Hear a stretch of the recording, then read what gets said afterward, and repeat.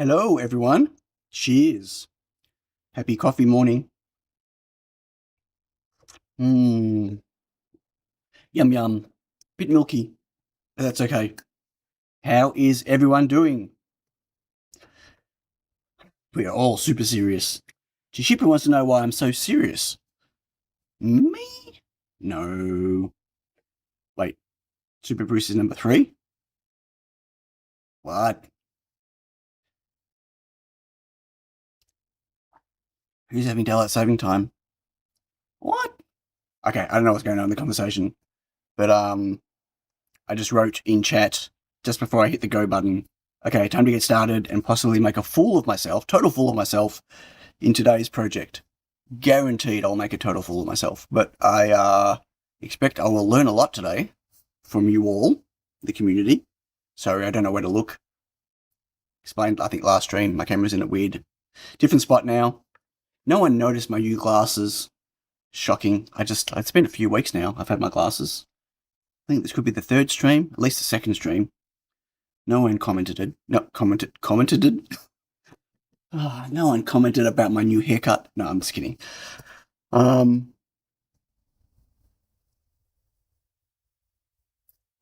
the number in the little crown. What is that? I don't even know what the crown is. You noticed my new hair. Thanks to Shipu. Oh, you're so observant. Thank you. Don't say anything. That's gold. That's really good. Yeah. Thank you. We're blokes. We don't notice. That's fine. All good. Really, all good. Yeah. These are quite different glasses for me. First time I've ever gone full rimmed glasses. I normally go rimless. So it's weird seeing myself, which is why I brought it up. Seriously, I like the hair. Which bit? The bit that isn't receding? Yeah, but thank you. Thinking of something similar myself. The hair, the receding line. I don't get a choice, so it is what it is. Super Elite number 1, Bruce. What are these numbers? What are the numbers next to the crowns, the hats, the whatever they are? Yeah, it always recedes. Yeah, my dad had a full set of hair all the way to the end, so I was hoping. I know I have a full head of hair, but it's yeah, I'm not quite at the shave it all off stage, but sometimes trophy for engagement, you can turn them off. Individuals can turn them off, obviously, because some of you have, some of you don't. I had to get my brand new rimless glasses repaired for Christmas after kneeling on them. Yeah, I've twisted and damaged mine. They're very fragile. Yeah, but I wanted something different this time. So yeah, me shopping for glasses is like, and I'm going to be so gender inappropriate right now. Okay, it's a warning. Warning.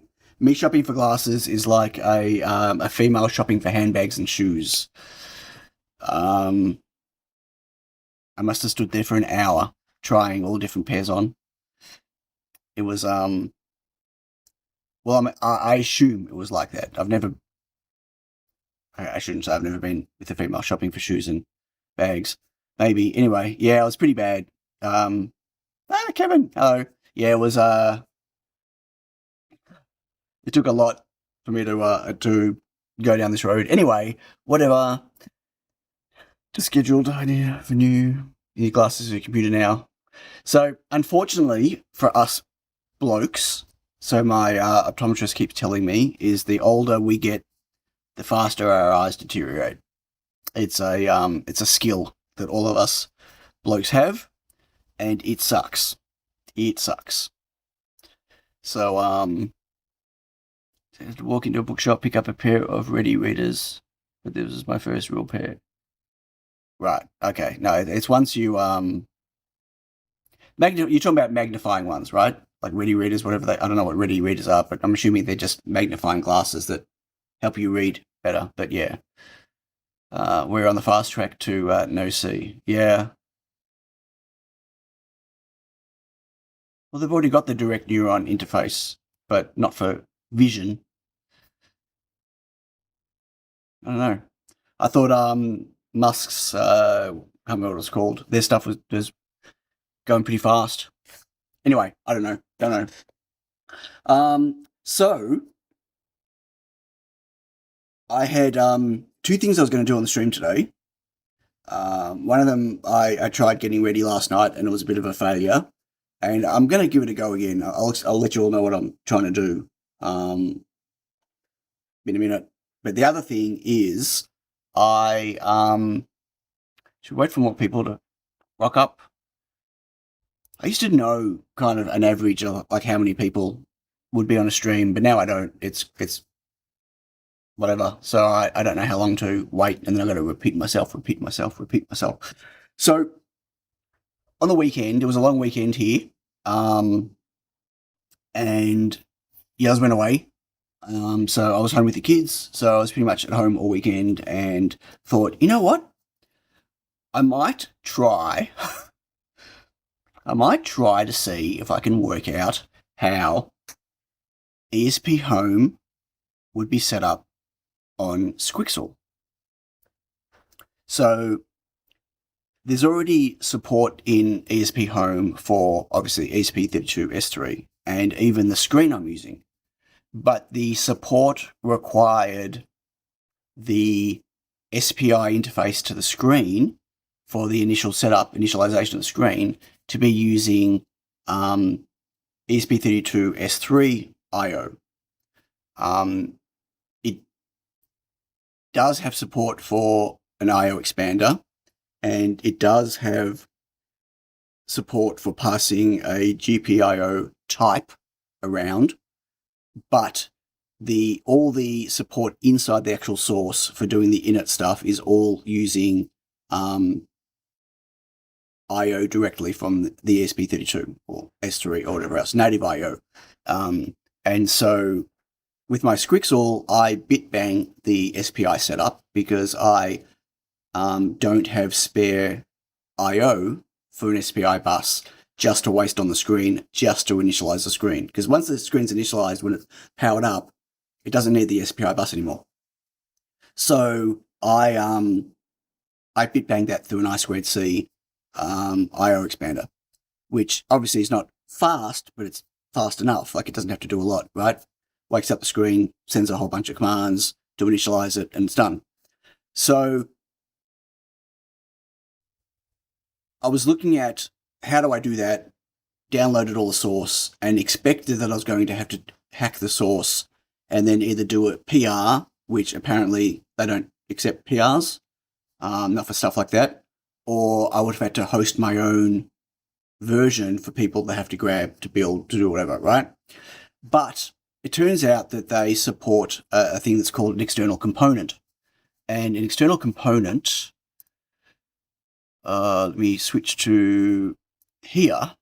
So in the SQUIXL, in my GitHub repository, the SQUIXL one, not the SQUIXL firmware, the SQUIXL DevOS, but the generic SQUIXL that has Arduino examples and Platform I/O examples, MicroPython examples and stuff. Whoops, hit the wrong button. I'm in Chrome. I don't normally use Chrome, but you'll see why I'm stuck in Chrome for the moment. Anyway, I added support for SQUIXL. And so basically it's a YAML file, like how most things are configured with ESP Home, but there's also source for setting it all up, right? So there's C++, which actually handles the setup, which does all the I/O expander stuff, right? And also, so I got the screen and touch working. So it initializes the touch as well. If I go back to here, you'll see I've got all the init. Wait, where's my init? Oh, that's right. That goes in the Python. So here's all my init stuff. And so it's kind of weird how it all works. I tried getting this working with Codex's help. No, I tried getting it working with ChatGPT, and it couldn't do it. I tried getting it working with Codex, and Codex completely destroyed it and ended up hacking the source, not making a component. And then I tried doing it in Claude, and it took about 3 attempts, and I had to like basically hold its hand every step of the way. So it says I couldn't find any examples of anyone that was doing an external component anywhere. And external components don't get, they're not in the main repo, right? You house them yourself. So anyway, I've got this external component, and I know it works because, dun dun dun, here is my SQUIXL, which is currently not connected to power, but it's just running off battery. And that screen there is actually the little VGL screen that runs on ESP Home. So this is running ESP Home right now. I've got no serial output right now, but touch works. And yeah, I'm just drawing that on the screen to know that it's actually working, right? So I got it going on here, but of course I don't know what to do with it. Like that was as far as I got it. And so some of you might remember that a while ago, many moons ago, we'll get to this. I set up Home Assistant on a Raspberry Pi here. I did it. I think was it on a stream? It was the end of a stream. I think I did it, and never touched it since because I could not work it out. Hey Peter, how you doing? I couldn't work out, and I still really can't. So I kind of got ages ago stopped and stuck, but now that I got this going, I thought, okay, well, I don't even know. Like, let's see if we can work out how to get stuff moving with it. And there's stacks of people on my Discord, like in the community, that know how to use ESP Home and Home Assistant. So I figured, well, let's do it on the stream. Let's make a total fool of myself, because I kind of understand YAML configuration files. You set things up, sensors and whatever, blah, blah, blah. But I hadn't done it. And it's kind of like, I don't know. And then ultimately what I want to do, though, I don't want to use this device as a sensor. I want to use it as a way of viewing my other sensors, right? Yeah, what can go wrong with doing stuff on a stream? Yeah. So I want to be able to, the lights reflecting in that. Whoa. I want to be able to see. So what I've done, hang on. So I've got a couple of sensors, Feather S3s with a BME 280s on. I've got 2 of them. And I've been trying to get Home Assistant, ESP Home on them, and it's been a nightmare. We're going to, okay, so that's what we're going to work on today. We're going to, yeah. But I want to tell you what this other thing was that I was trying to get working last night, and I got close, but not quite there. Let me just turn that off. Just go back to here just for a moment. Drink my coffee while it's still warm-ish. That's the easy part, flashing the rice. No, it's not, apparently. It's not, as you'll, yeah. So I had this idea about doing wireless serial, not web serial. I'm not talking about like when you put web serial on your device and you can look at the serial output in a web browser. I'm not talking about that. I'm talking about getting 2. Well, here they are actually, because this was my attempt, which doesn't work, and which is sad. I know why it doesn't work, but still, it's sad. So 2 Pro S3s, right? I want to have one plugged into one computer, let's say, and another one plugged into another computer or somewhere, whatever. And I want them to be joined together via serial, via wireless. So they'd be paired, and any serial input that goes into one would get streamed to the other one and then out, right? Or this could generate its own serial for whatever reason and send it out. So I know there are lots of ways you can do stuff like via MQTT or via all sorts of things, but I'm talking about being able to pair two devices together and they have a serial connection link that is like they're connected via USB to each other, right? And so a two-way serial stream. And I almost got it working, but I have to rewrite it. So I'm not going to tell you why or anything like that, because we'll get into okay, if you want to call it RS 232, I mean, it's just, basically UART connection, but a wireless one, not a wired one, between two devices. Or it acts like a UART connection. But my first attempt was actually like a proper UART connection where there was, handshaking, there was, I just had a mental blank. Okay. I wasn't going to talk about this morning because I failed miserably at it so far. But anyway, I've got an idea of what I need to do to fix it. And if I can work it all out, I'll probably look at working on this the next stream. Yeah.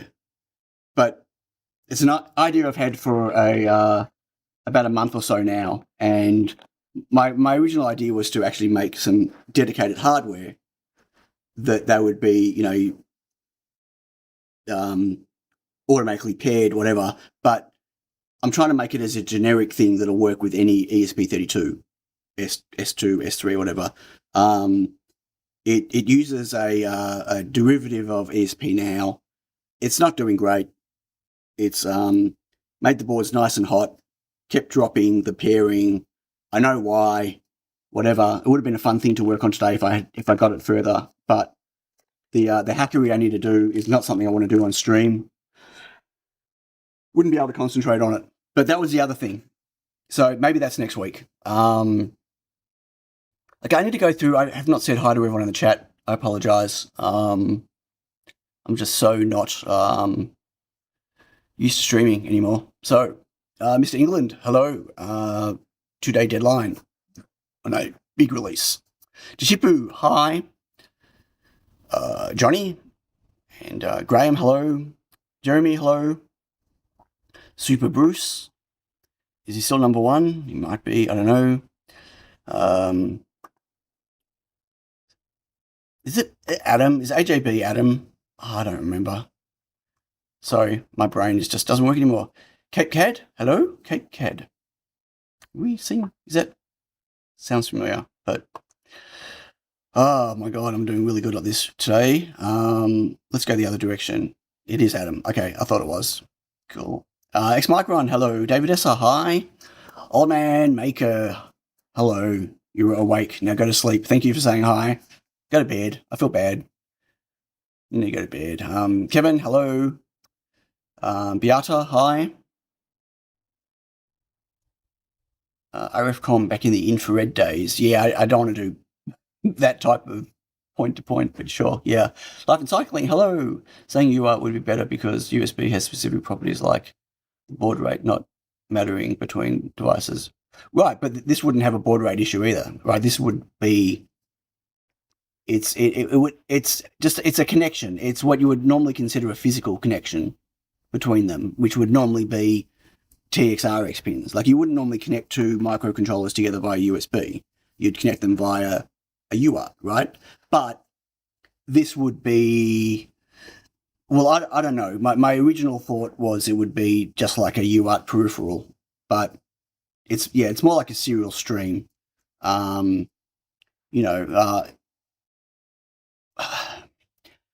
not quite sure. I need to get it going first properly before I can,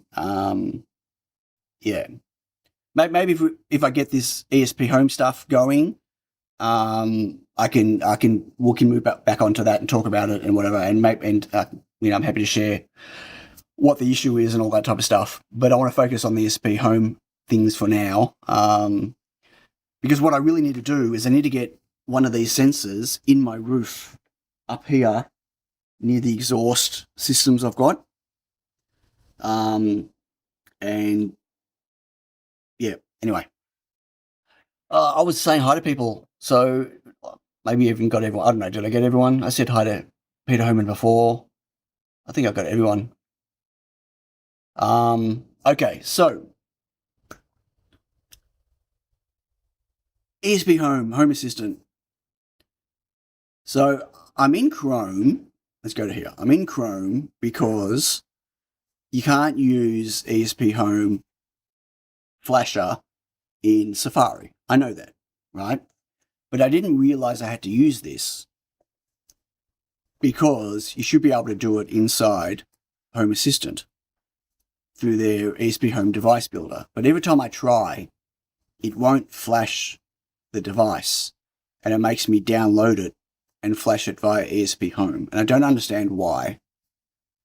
Now that did work for the other one. I've already set one up, which I've called, let me just download this so I can flash it.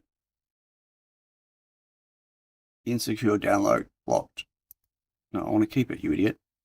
So the YAML file says 01, but so I've set up a temp1, temp2, just using the IDF YAML version.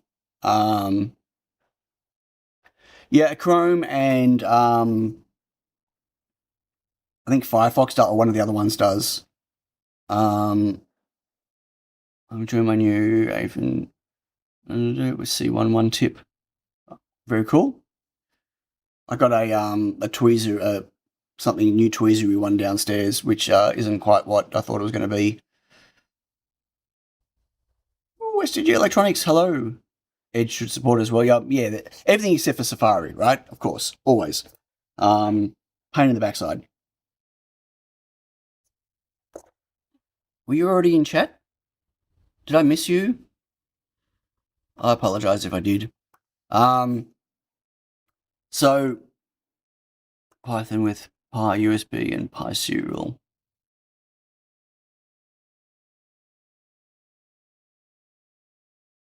Yeah. Anyway, so there's support for someone added support for my Featherwrist 3D for ESP Home, so I just used that. And although it's all configured and it's working, so if I let me just unplug this one for the moment. It has not been flashed yet. If I plug this one in, I should be able to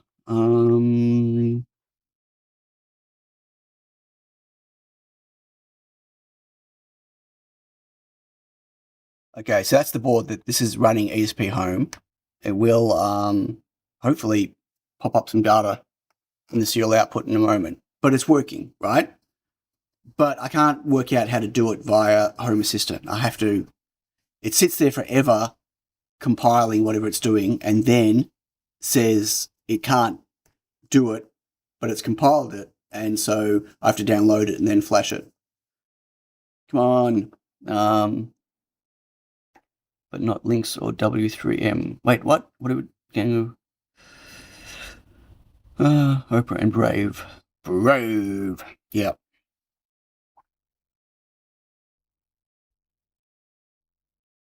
The tweezers are terrible, the ones I got. I thought it was going to be good.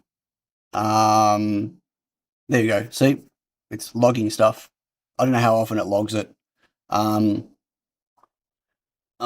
now I'm distracted. Just 1 second. Express. Let's see if I can find the ones I ordered. Very disappointed, I gotta say. Dun, dun, dun.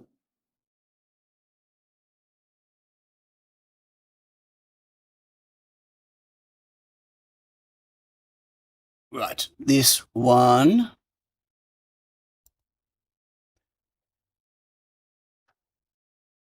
Okay, this is the one I ordered. Let me. Oh, gosh, paste it in. So I can't remember which option. I think it was that one. Specs wise, it looked fine, but it turns out the handset, is there a better picture of the handset, is not adjustable. So you can't adjust it this way or this way.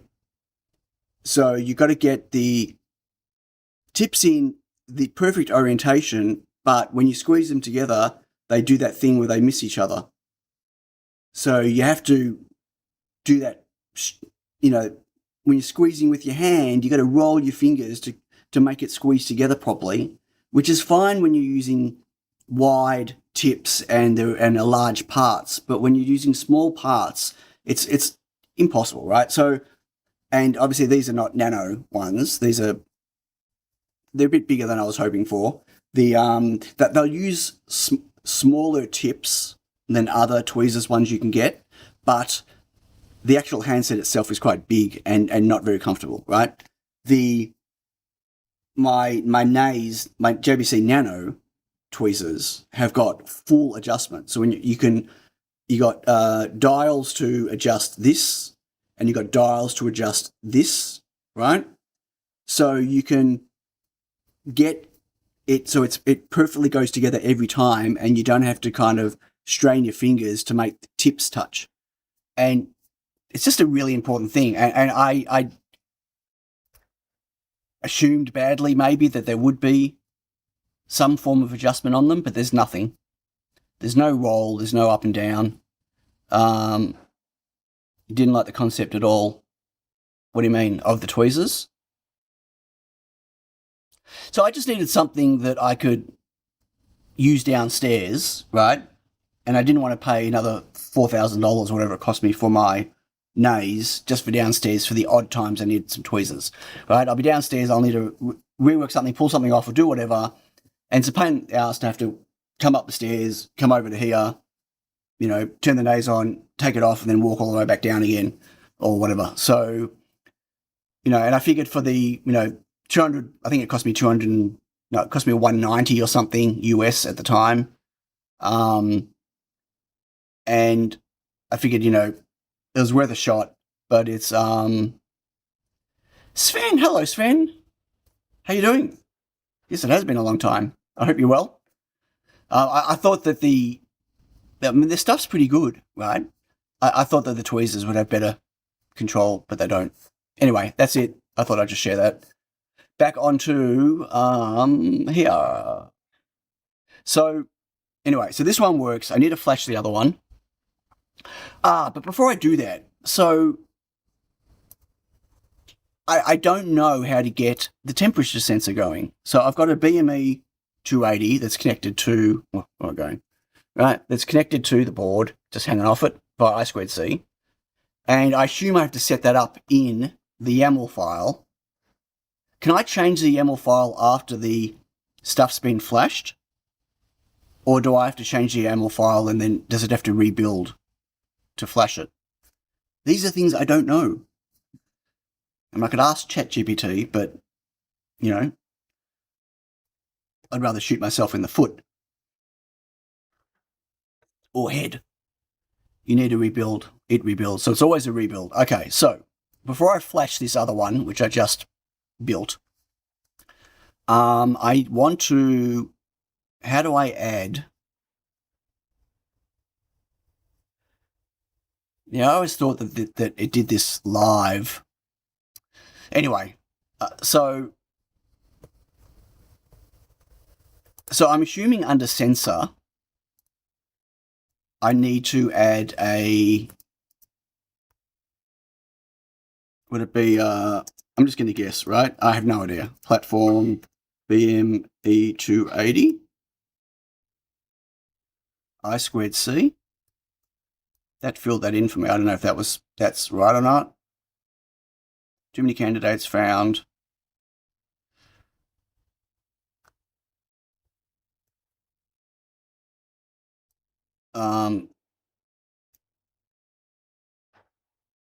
Like I assumed that someone set this up already, right? Like this will be something that's built in. So it's on that bus. It's on the first bus, and I believe the address is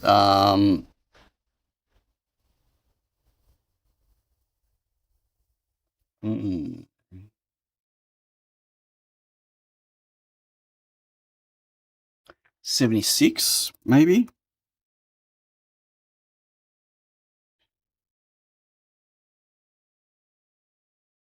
And then do I do a...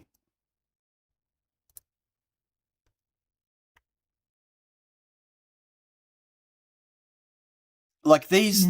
Chat has disconnected. Okay, I need to find an example, don't I? This is stupid. ES home BME to 80 sensor config.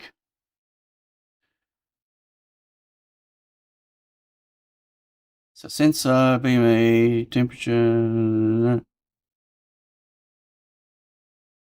Okay. It was too slow. Often 76 or 37. Okay. So temperature, pressure, humidity, they were things that would already be set up for the sensor. That'd be part of the built-in support, right? Oh, what page?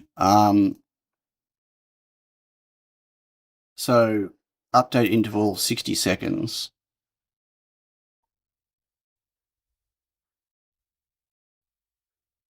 So you reckon that's all I need to do? So which one is Johnny linked to? Open in a new window. Okay, right.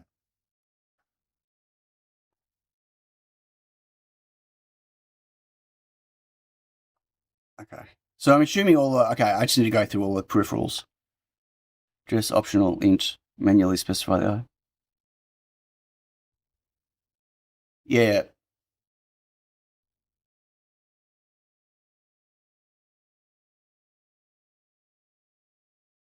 I don't know, does it need an ID? I guess it would. Or does it use the device ID? Well, I wouldn't have two on the same device. So, Keen! Hello, Keen.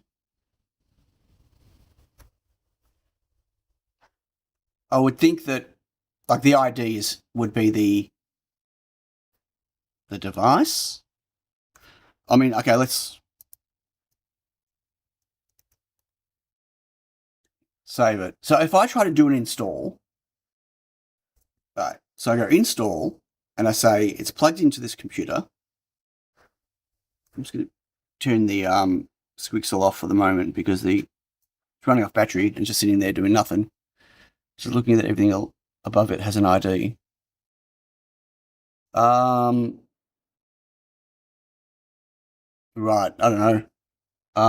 That will create 3 entities in Home Assistant. What, a temperature, pressure, and humidity? Is that what it'll do? Under what name, though? Or do I have to give it an ID? So does it need an ID? See, this doesn't have it. Oh, it does have an ID.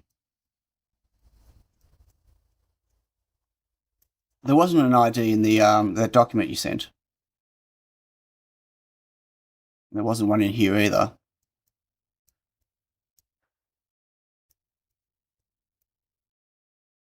No ID needed unless you use it in code. Right. I don't use it in code, but I want to be able to display the data on SQUiXL. Okay, well, let's do this. So if I go install,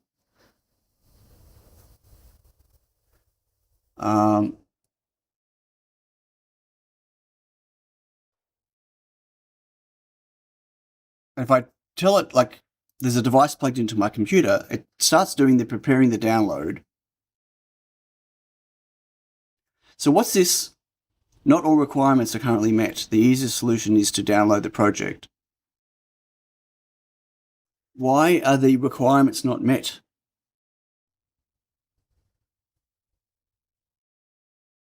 To show it on the same device. What do you mean to show it on the same device?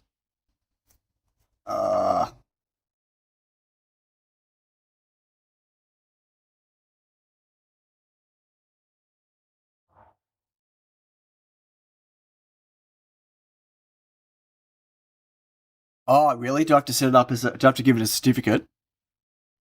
Right. Okay. Okay. So where do I put? Okay, I'm confused. Like if you connect the BME to SQUIXL.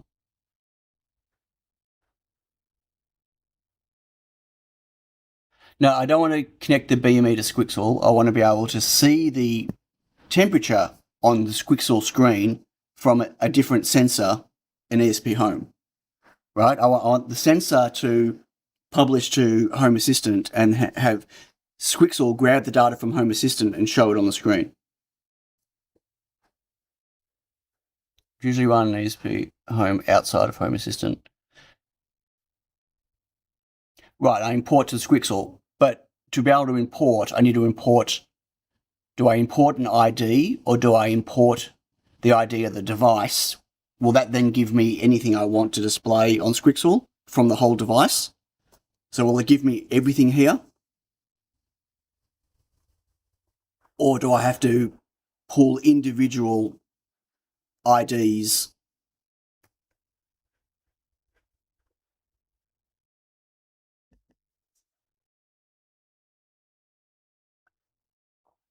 Basically, on SQUIXL, I want to see.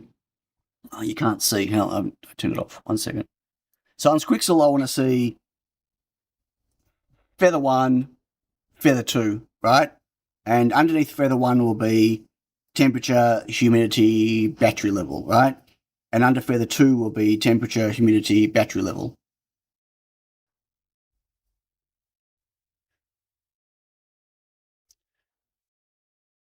Okay, so, and the entity ID is set where?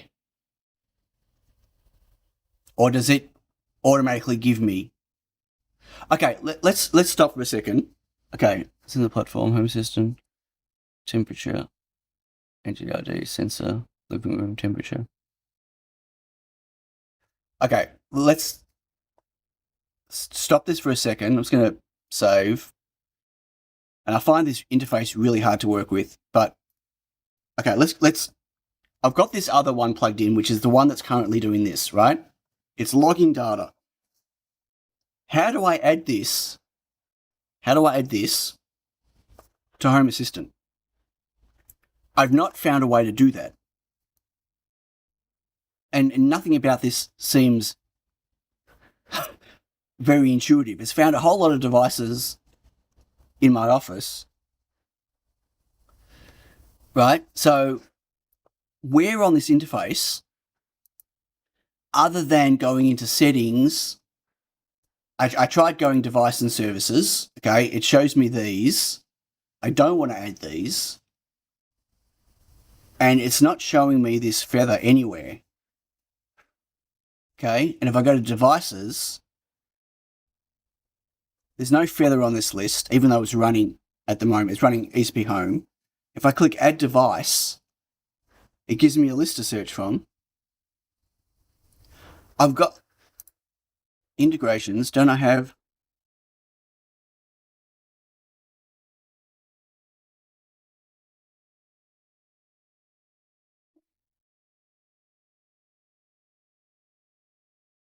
Right, if I do that, it gives me what's host and port.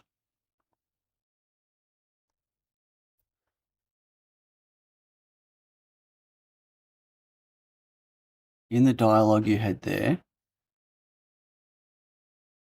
Which one? The drop-down list?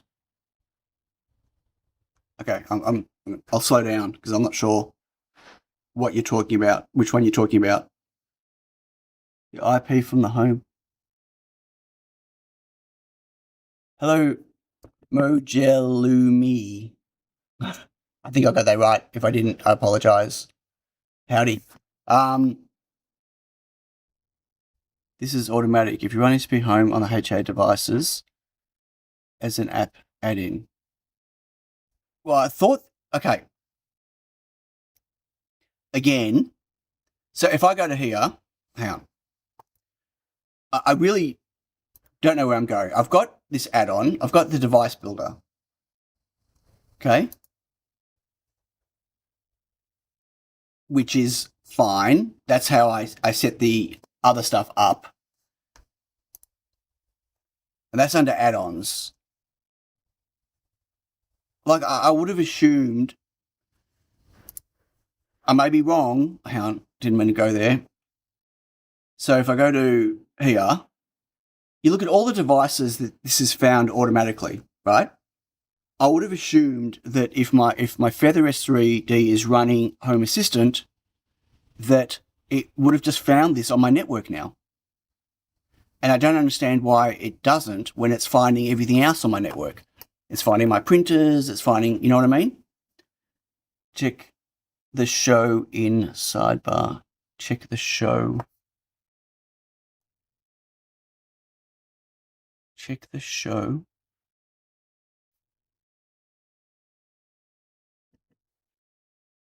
I don't know what check the show in sidebar means for the add-on.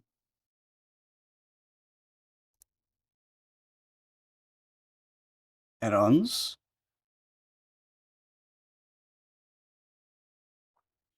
Which sorry.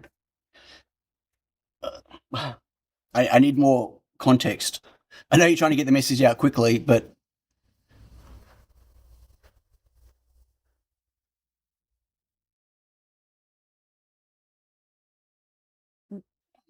okay. Okay. You just said in the add-ons. So I'm going to add-ons, not going to devices and services. But this is the device builder app. So you're talking about in here?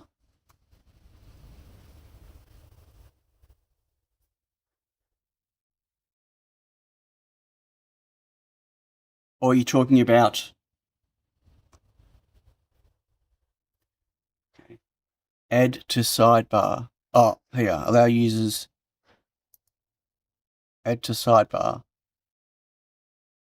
Oh, so I don't have to go back in there again. Okay. That's great, because I kept forgetting where this was.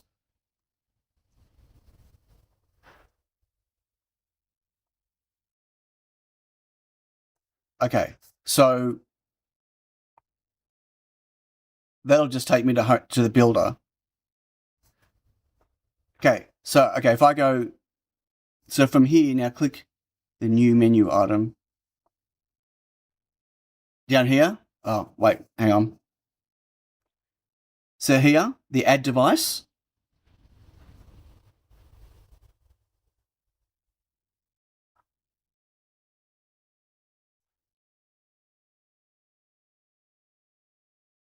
No, this is, well,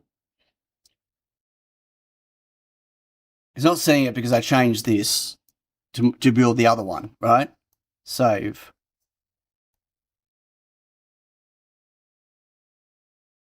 The one that's running right now, hang on.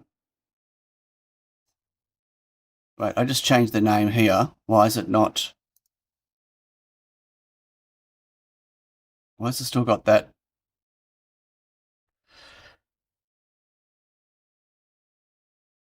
You need one YAML. Okay, so the YAML that's here right now, no, but I added this, didn't I? Okay. Okay. Copy. Okay, so let's make this easy. Let's go add a new device. I'm going to continue. New device setup. Is that what I want? Or do I want to import from file? No. Empty configuration.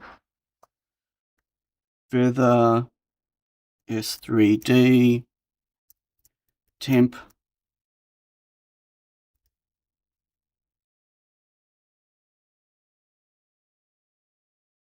Make and post a video tutorial, Johnny. Yeah, that'd be great. Yeah, more for breakfast. Temp. I've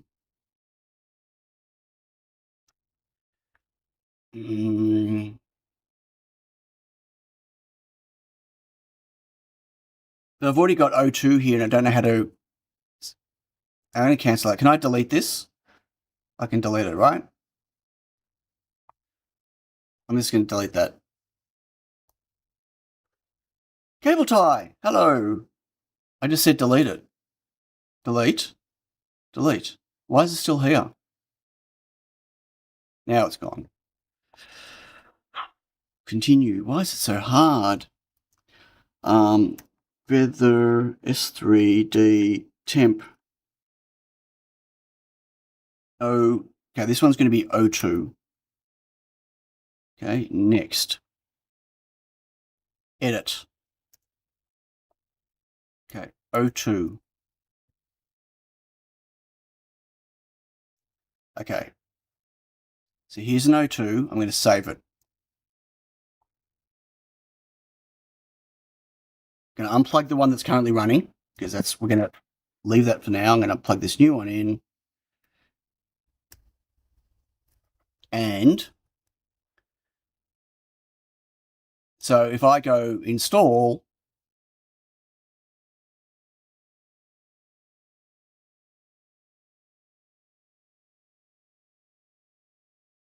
I'm doing a manual download this time because it won't flash it. So this should build it and then let me download it, right?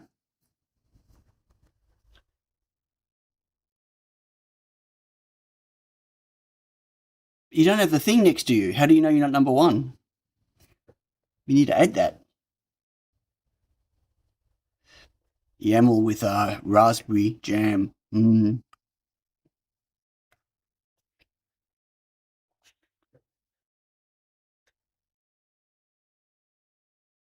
So this is compiling on the Raspberry Pi, right? Is it? Because it's very slow. So I'm gonna have to buy myself an M4 Pro Mac Mini just so I can get fast compiling twice in Home Assistant. Is that right? I'm kidding. I'm kidding. Who's ordered a new M5 MacBook Pro? An M5 Max MacBook Pro? I've not, but I'm curious to know who has.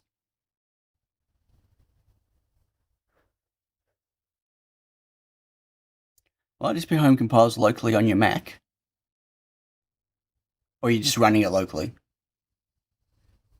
Yeah, I don't want to run it locally on this Mac though. That's what I'm saying. Like I want it running on a server in the rack.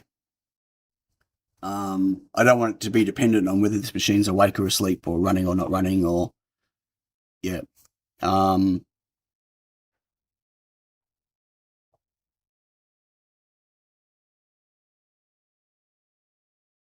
Bruce ordered a M5 Air.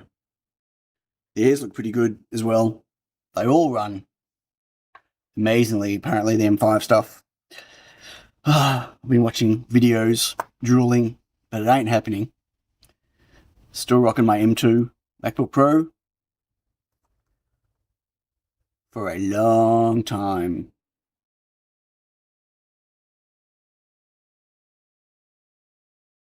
Oh, how do you make it run? How do you make it compile on the Mac? Is there an option in the setup? I mean, this is crazy. Look at this.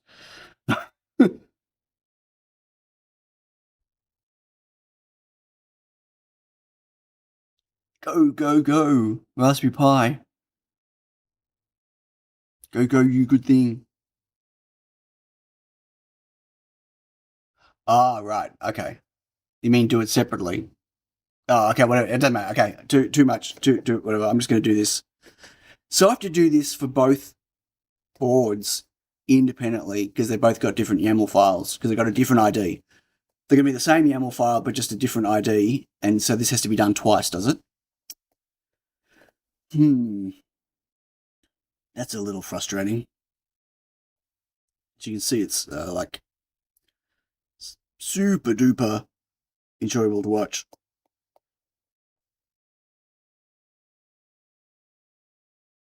Yeah, don't try it now. Job for a quiet, non live stream activity. Nah, job for it never going to happen. Because once these are set up, that's it. Oh, I hope that's it. I hope. I had other code running on these that were like Arduino code that was publishing to MQTT, but I don't want to do it via MQTT. I want to see if I can get the Home Assistant loop running so I can have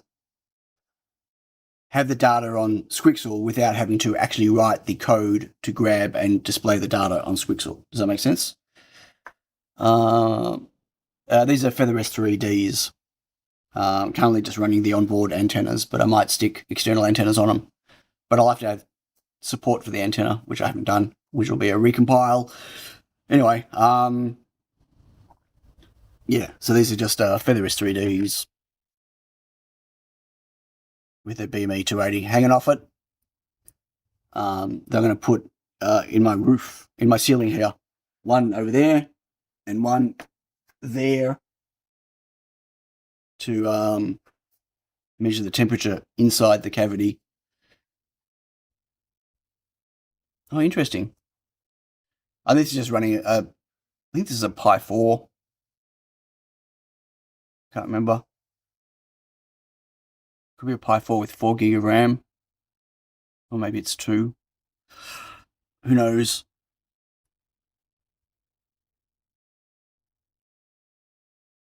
It's not my NVMe one. I don't believe. And I do have this Pi 5 with NVMe that I probably should. Like, if this works okay, I might move it to it.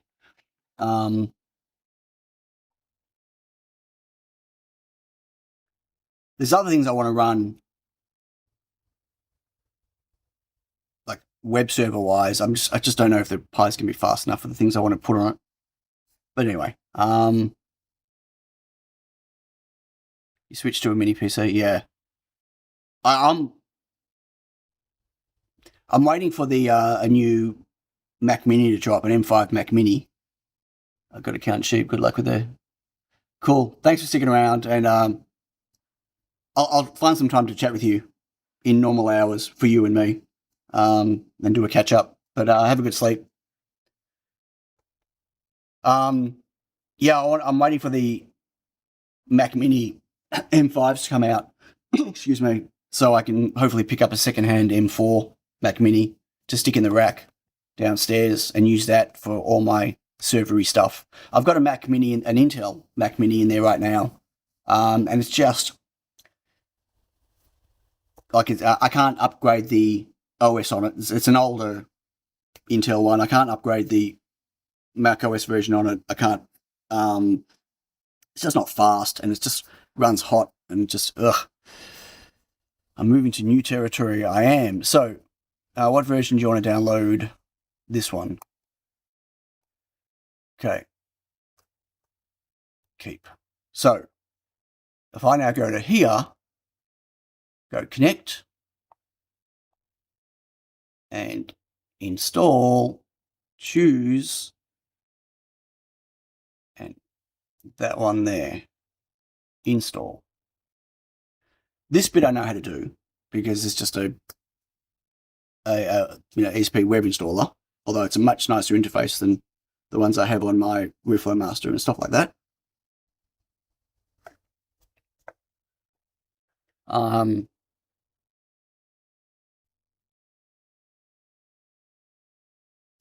Hey, Kalika, yes, it's Home Assistant. Home Assistant, ESP Home flashing. It's not that I want to particularly automate stuff or have all sorts of stuff around the office.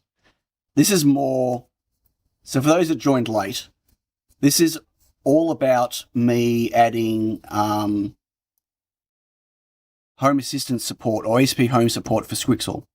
I've got SQUiXL going for ESP Home now, and I want to display stuff on it via Home Assistant, but I've got nothing technically to display on it right now.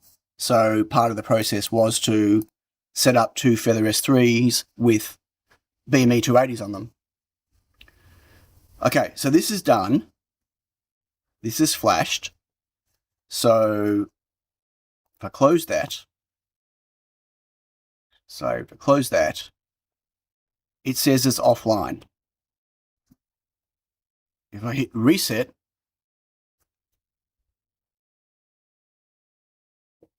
I've installed a broadcaster's name over MDNS so you can see it. When it does, it will show up as a device and you can add it. Yeah, I don't think so. This is what happened before I changed the YAML.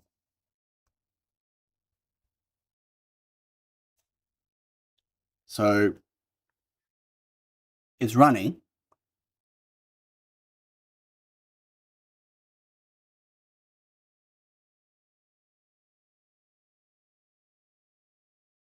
Hopefully we'll see some data from it shortly.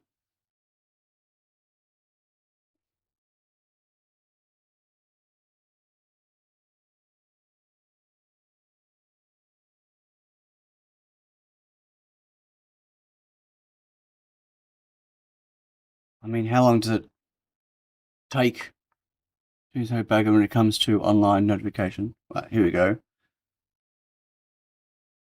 I didn't see any sensor data.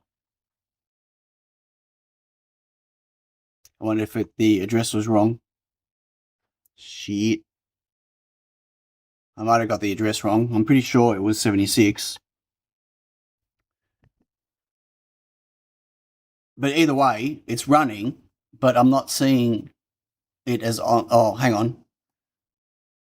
No, I'm not seeing it as online.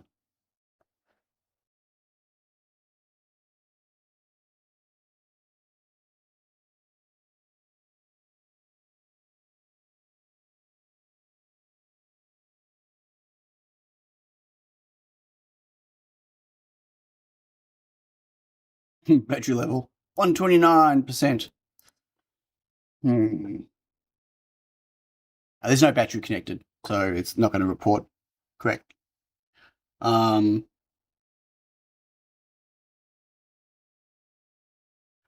have a battery I can easily connect. Maybe. Yeah, let's connect a battery.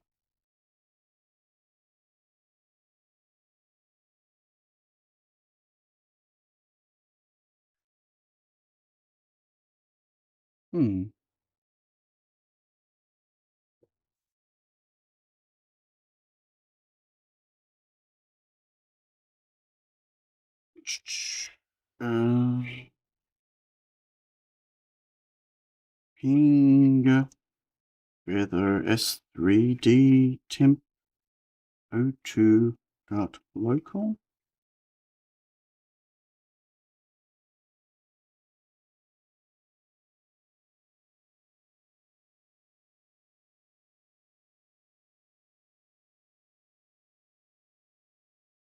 Would I be able to ping it though? Well, I need to see. Hang on. Let me have a look at Ubiquiti devices.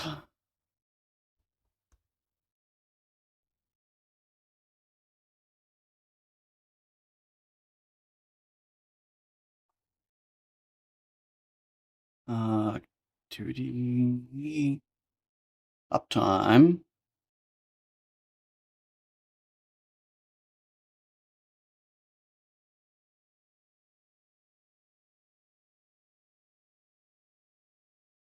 My logo, a phone. It's not on the list, so it's not going online.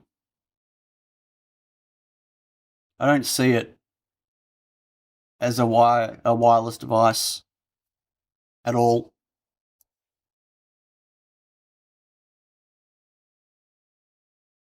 Did I enter the Wi-Fi? It asked me before what my credentials were at the start, which I entered.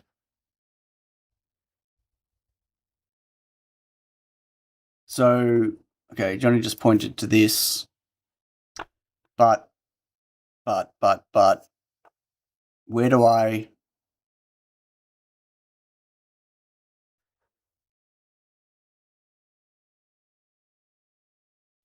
So how do I stick a secrets.yaml file on there when I've only got access to one YAML file?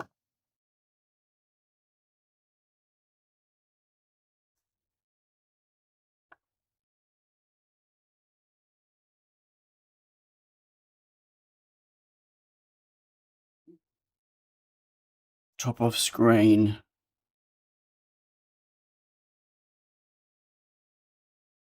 Okay, hang on.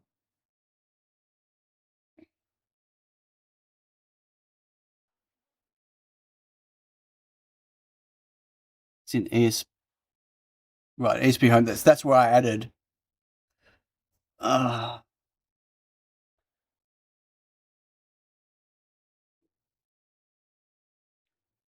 Let me just in case. I don't know what's going to show. Yeah. Okay.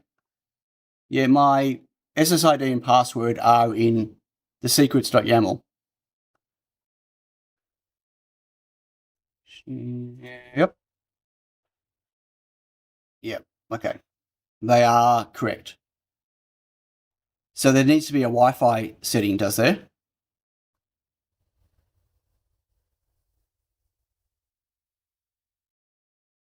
It's included in the device YAML, in the USB home YAML. Yeah, I don't have a Wi-Fi section. What would that look like?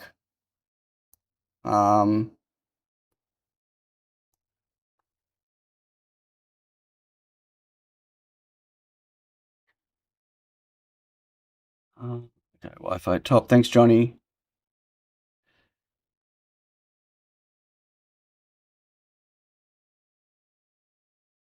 Wow. Okay. Oh, wait. Oh, I can do this one. Okay.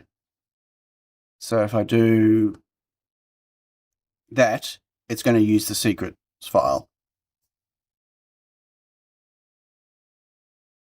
Okay. So save. So is that the only thing I need to do? I don't want to give it manual IPs or anything. Okay. So have to do the install again with the manual download, and it's going to have to recompile everything. And does it cache the build? It doesn't, does it? It's going to do it all again the slow way, I'm assuming. Oh, it caches? Well, I hope so. Let's find out. And hello, Infamy 4K.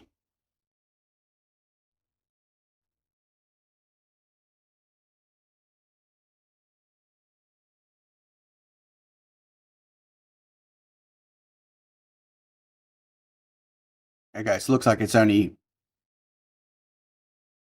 recompiling the peripheral stuff it needs, hopefully.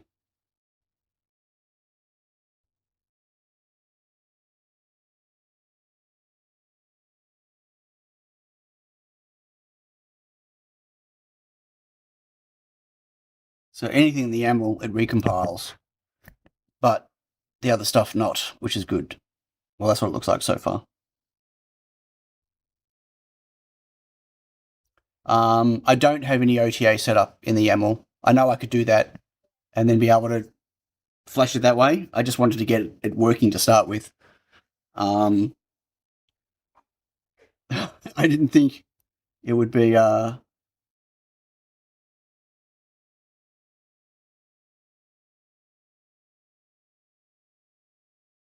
okay.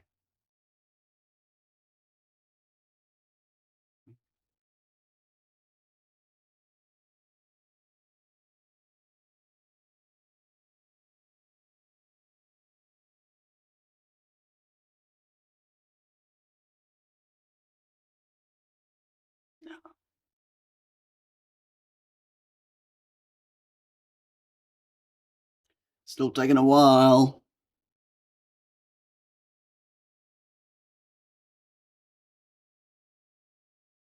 Okay. Johnny just shared his setup in Discord for me in a DM, obviously. So I can look at changing that. Just for now, I just want to see if I can get this to register.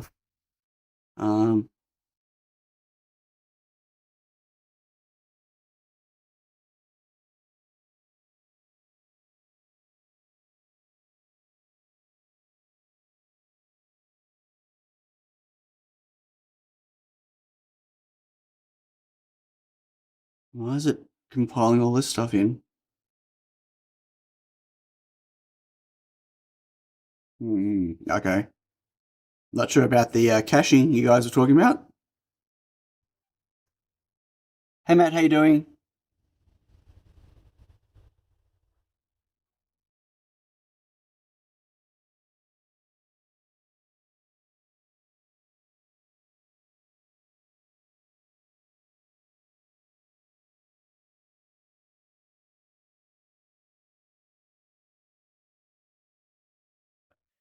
Oh, just one device going. Somebody get one. Do you have an API section in your YAML? If not, the device cannot be connected.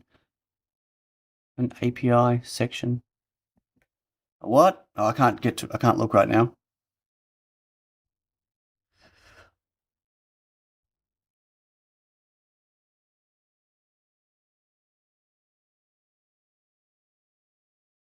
I'm sure for someone that's spent a lot of time with Home Assistant or ESP Home, this might seem really all obvious, but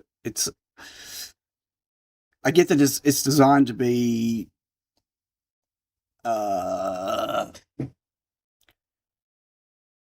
it's designed to be a no-code setup thing, right? To be able to connect all sorts of types of devices and sensors and have them all communicate and stuff.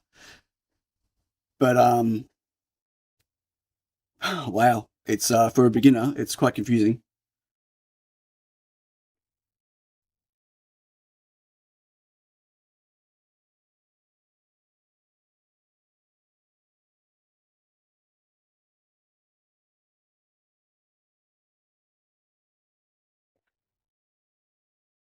So I don't know if I got an API line. Like, how would I? So I just grabbed this config off. Oh, I had the link to it before. Do I still have the link to it? No. No,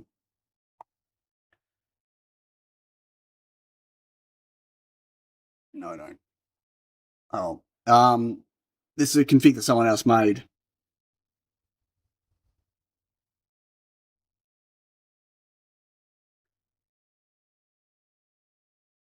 So this might be a waste of time what I'm doing right now if I don't have the API line.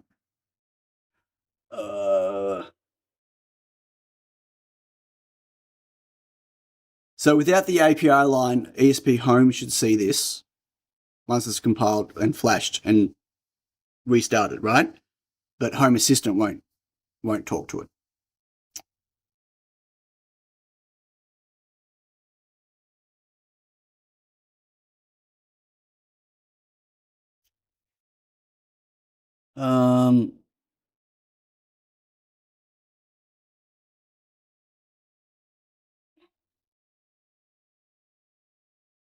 Nope, no API.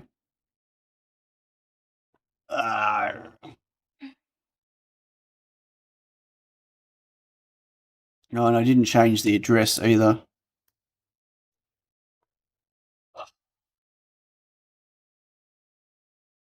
Okay, so what do we need for an API line now?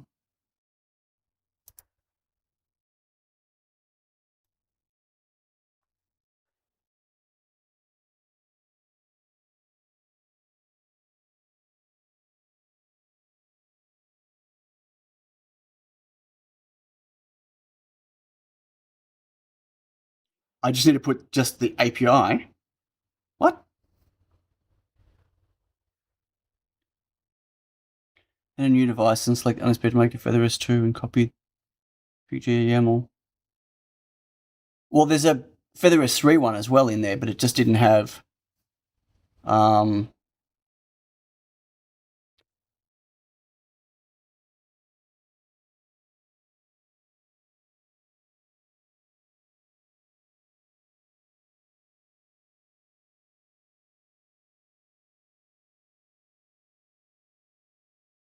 what?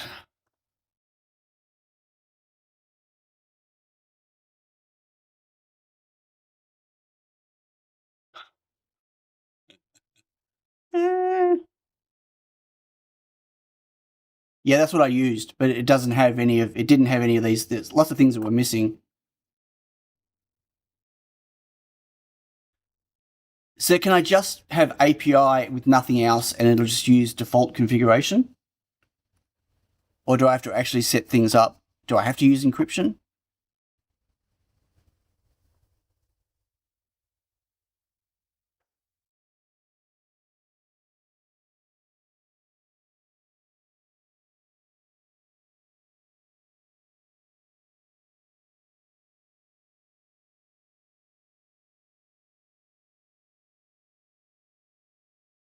Oh my gosh.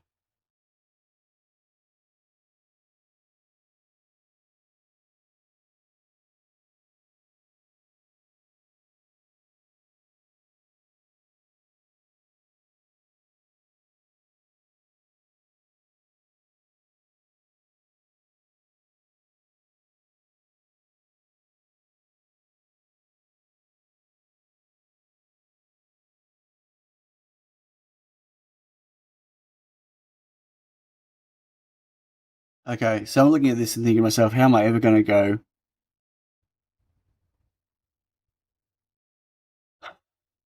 What? Who has time to read all this documentation? So is that finished? It did.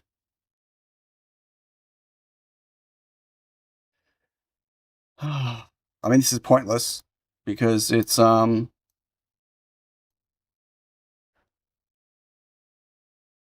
have the API stuff.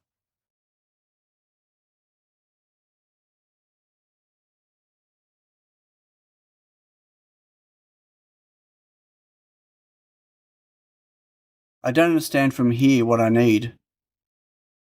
It says example configuration entry and it's just got API.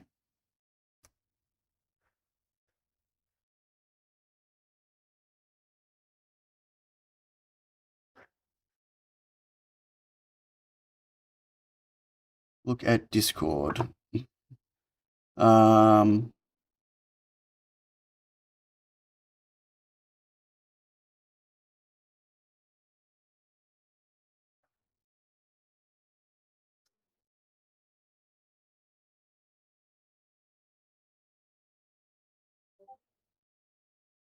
So I just need API colon.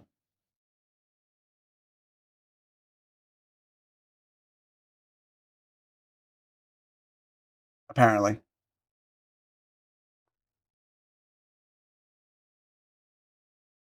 I can just do that?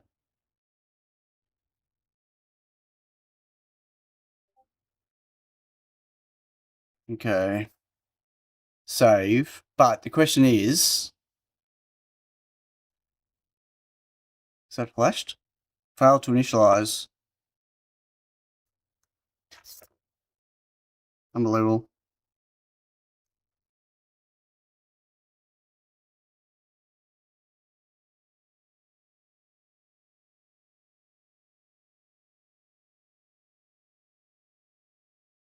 Wait.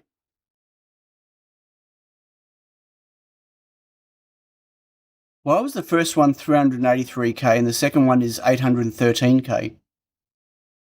Why are all the previous ones... This one is like more than double the size.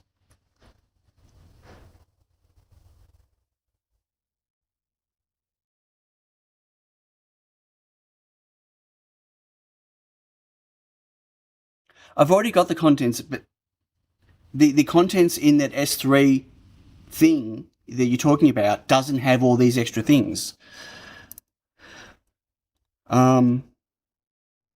That's what I started with, was that S3, Feather S3D YAML file. I started with that. But it didn't have Wi-Fi, didn't have, obviously, API. Yeah, I know I added it. I'm just saying.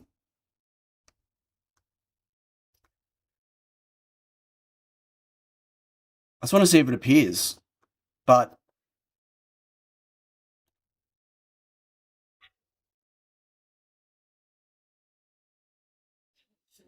yeah.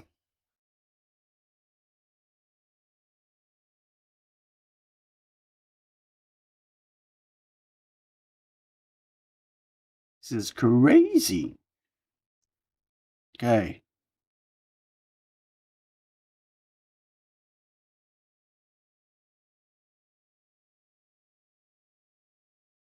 Just reset it. It was in download mode.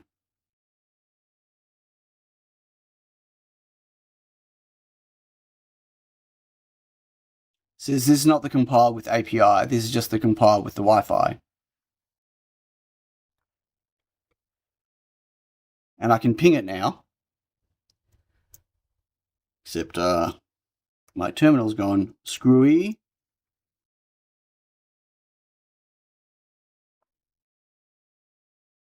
Wonderful.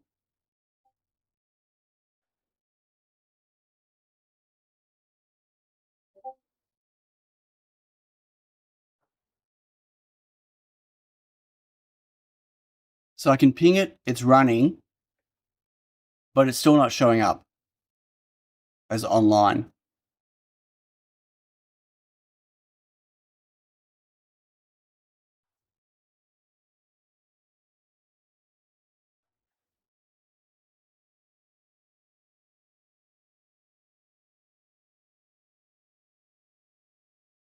Oh, online. Wait, it just went online.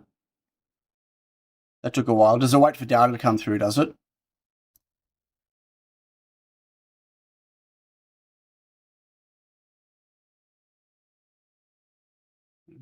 Error connecting to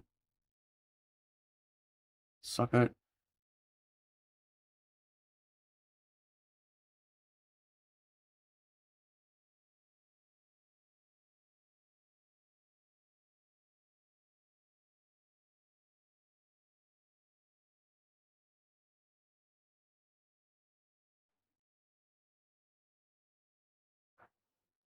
Yeah, I haven't recompiled. So, okay, but it thinks it sees it now though, right? Okay, so I've had an API here. I'm also going to add, yeah, OTA API, and I've changed the address to 77. Oh, I thought I did. 77 for the BME.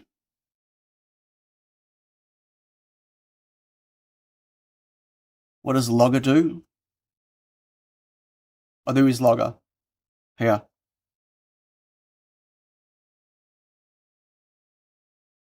Okay, install, manual. Here we go again. Woohoo! 20th time's the charm. I hate to see how much trouble we're going to have with the SQUIXL then.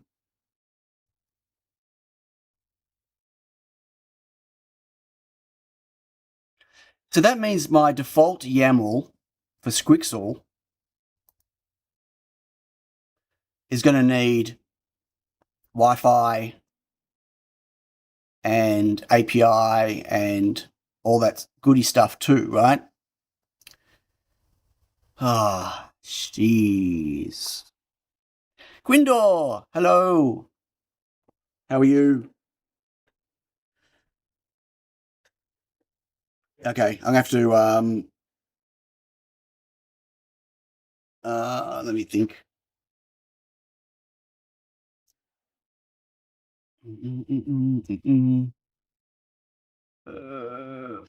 Folder repositories.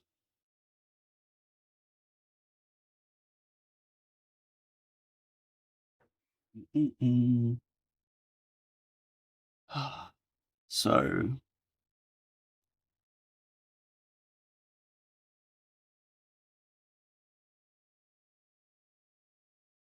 readme for, so I'm going to need,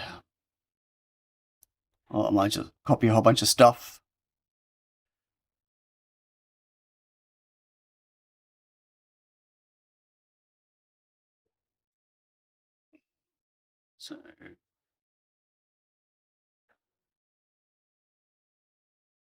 So Wi-Fi, OTA, API.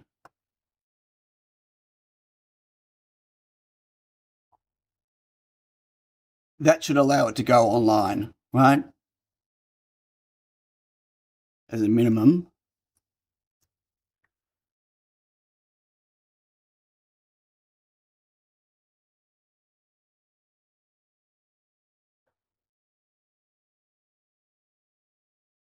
So interesting, if I go,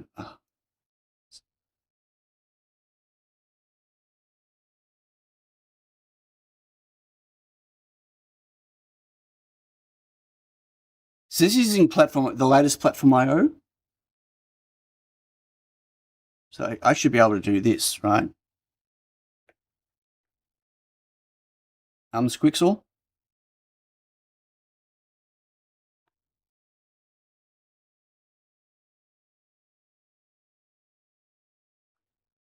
Okay, so if I copy that, I should be able to go in here, oops, and go add new device, continue, empty configuration. It's going to be called SQUiXL 01 and paste.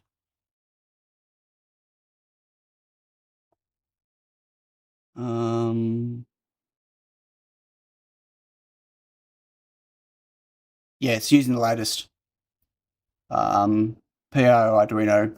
So 3.37 it's using.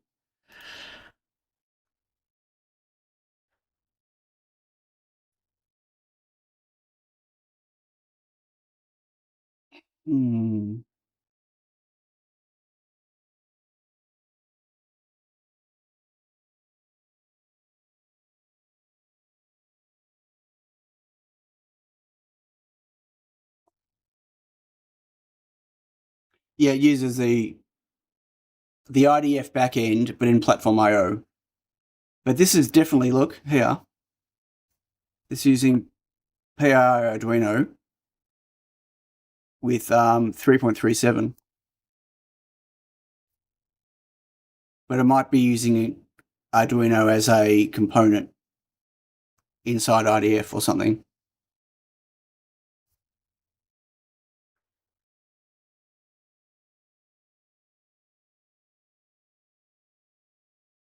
I'm going to find config ESP home partition CSV.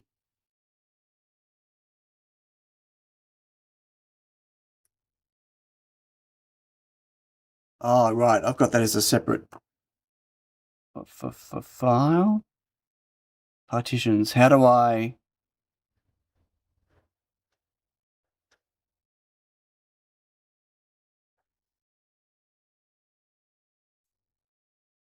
Oh, wait. I just thought of something. It's got to be this one.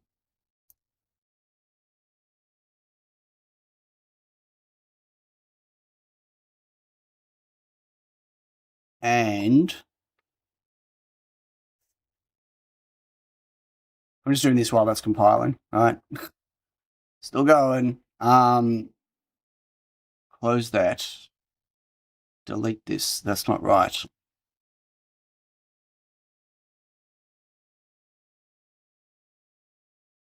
Actually, no, it might be right. Edit. Has that got the, oh, it does, external component.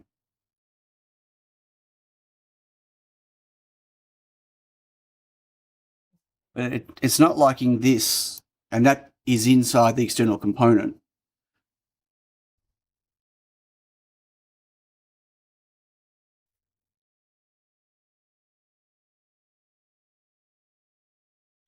Oh, it's not going to like this, but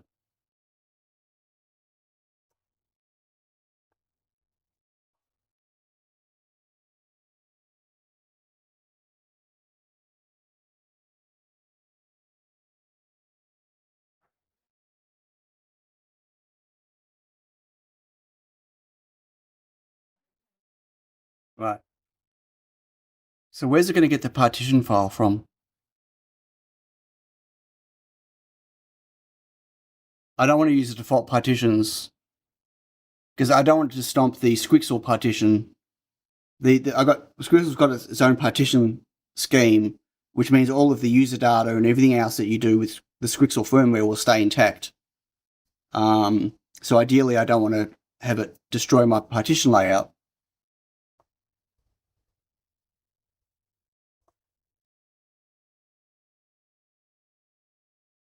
And it's in the component, the SQUiXL component, but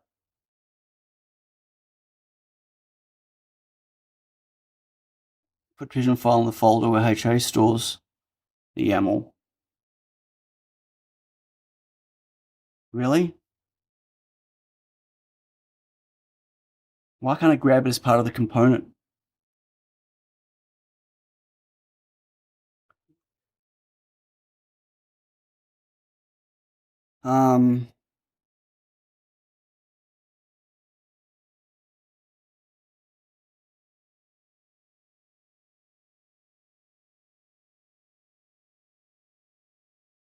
So you mean where it stores the YAML on the Raspberry Pi? Do from VS Code using SP Home Client tool. Yeah, no, but I've already got it working, doing it locally, but I want this to be something that anyone can just go and do, right? If people have already got a SQUiXL, I want them to be able to build it inside ESP Home Builder, whatever it is, like I'm doing now. I don't want them to have to go and run it locally to do it. Cian, chat has disconnected. Really? And why? And oh no. Yeah, well, it is. And don't tell me everyone doesn't do the same thing with it when they first start using it.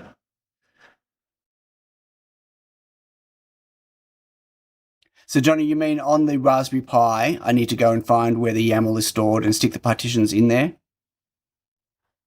There's no way to upload a file through this interface to do that? Ooh. Okay, that's finished compiling. So,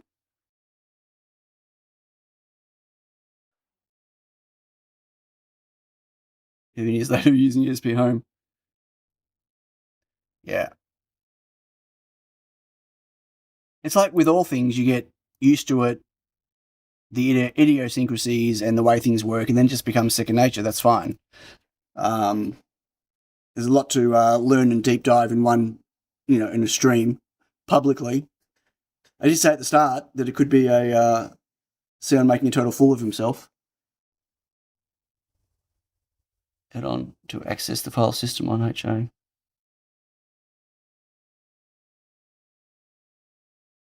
I can access the file system.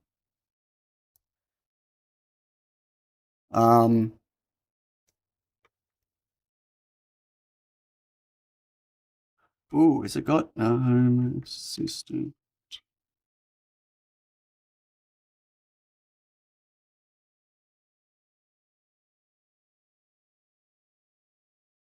Yeah, it doesn't have SSH in it on though. Yeah, hey Sam, how you doing? That's what I thought it would do. Is I could point it to the files it needed. Okay, reset. Close. Let's wait for this to come back online.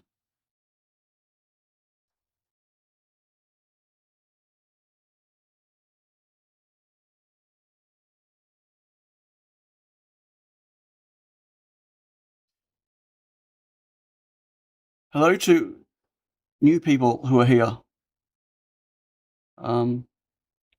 Technic Nerd AT, hello. In hacks. What's HAC? I don't know what that is. You have a file explorer. Okay, that's online logs. Ooh.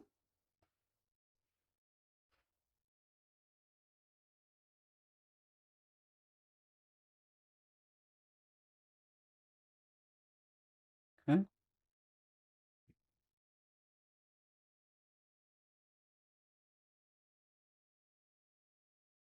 So that looks like it's working. Oh, okay, we've got temperature now as well.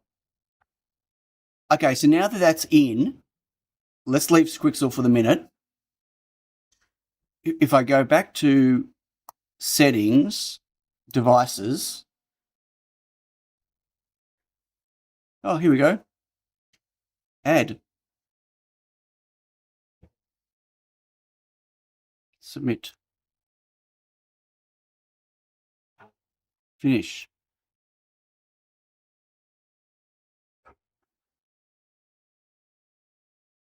What? Devices, no devices or entities. Did I just do something wrong? That device perform Home Assistant actions. Wait.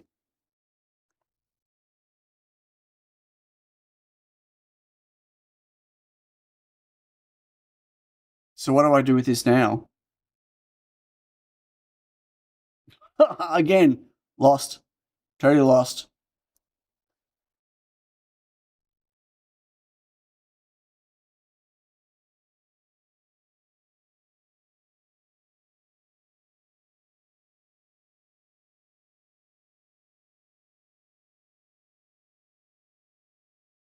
I don't understand what do I do with it.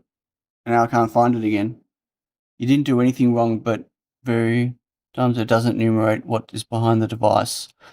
Only had it once, but a restart of HA worked. So where did I just put it? Like I added it. Oh, it's in ESP Home.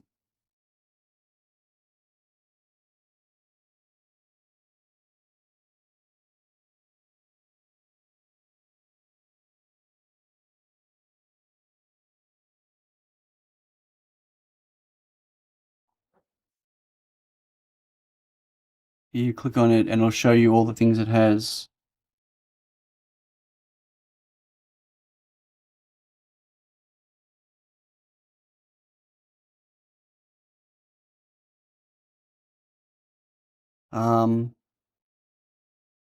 Ooh, that's cool. So shouldn't it appear on here?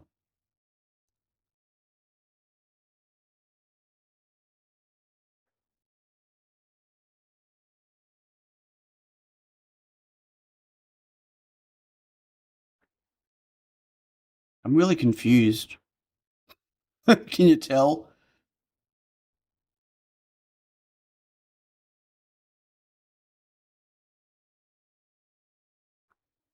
I really don't know what I'm doing. Need to update to the latest Home Assistant to get it to automatically display. Okay, how do I update your system? System updates. 2 updates. Great.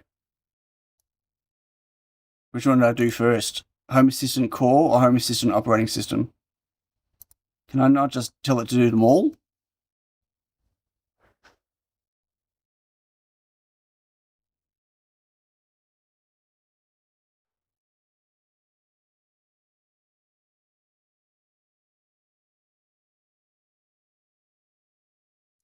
Yeah, okay, which one do I do first? Is there a, does it matter which one goes first?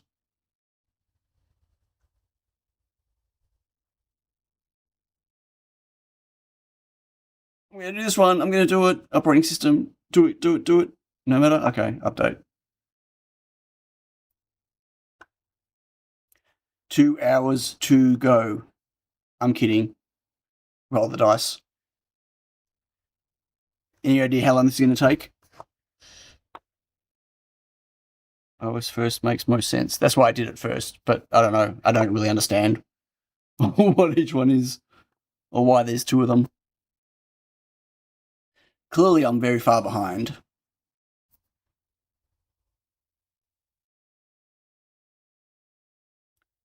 Tick tock, tick tock. Yeah, it takes 2 hours, so we're safe in my case. Fairly fast. Poor Raspberry Pi. It's been sitting there idle for so long. Now it's being slapped around. And I got cold coffee because I've not been concentrating on my coffee. Oh,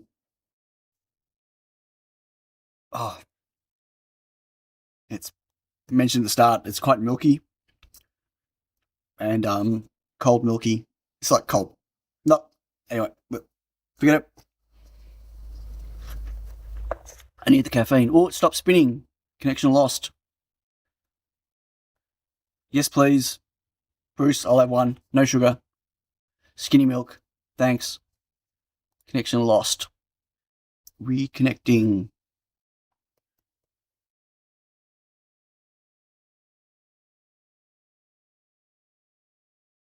Come on, reconnect.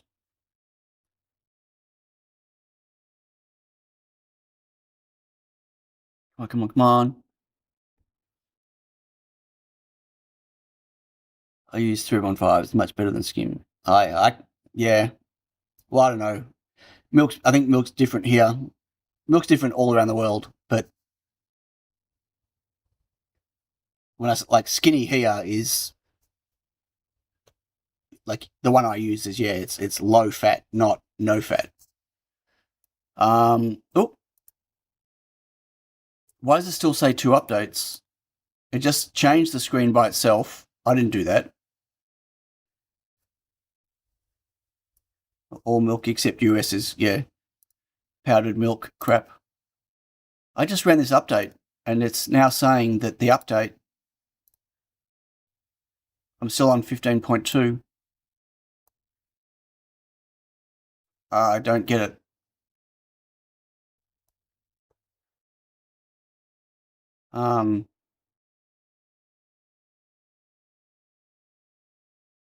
Still says I'm 15.2. But this is up and running though. It says lost reconnecting, but I'm in. It's working now. Like I'm in the.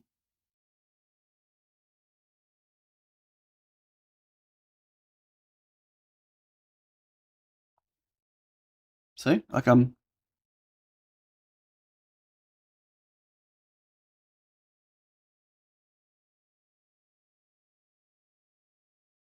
You think it's because it's okay? Let me.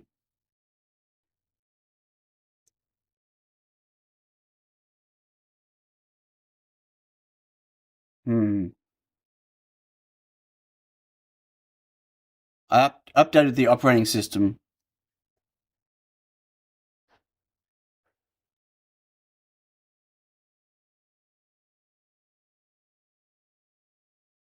Well, that doesn't look good.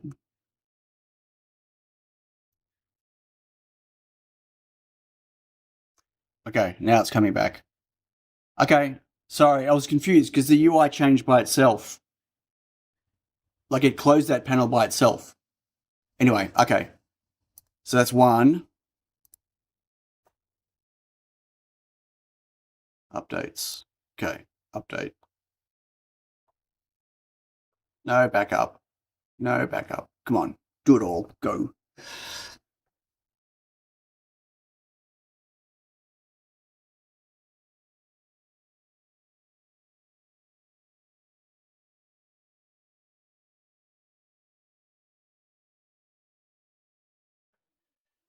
What else can I talk about? Okay, so while this is doing this, let me talk about my wireless serial stuff, the issue with it. So my plan with the wireless serial boards, and for those that joined later and didn't hear the initial discussion, I'm not going to re-explain it right now. You'll probably get the gist when I'm talking about it. I wanted to use ESP Now with the new ESP Now serial class. So there's a serial class in ESP Now that kind of lets you get 2 devices and do a serial connection between them, right? Not quite the same. It's not a serial. It's like doing serial begin in Arduino to the USB, and you can type to it and send output. Because ESP Now itself is just as a protocol, it's quite low level. Like there's no built-in streaming of text one way and the other way. So especially came up with this thing for ESP Now serial. The problem with it is it can't share the same I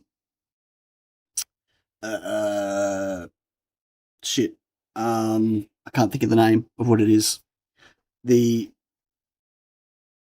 entity, it's not an entity. When it creates a peer on ESP Now, it doesn't use peers. When you create a peer, you first have to handshake 2 ESP Now devices, right? You got to know which one you're connecting to.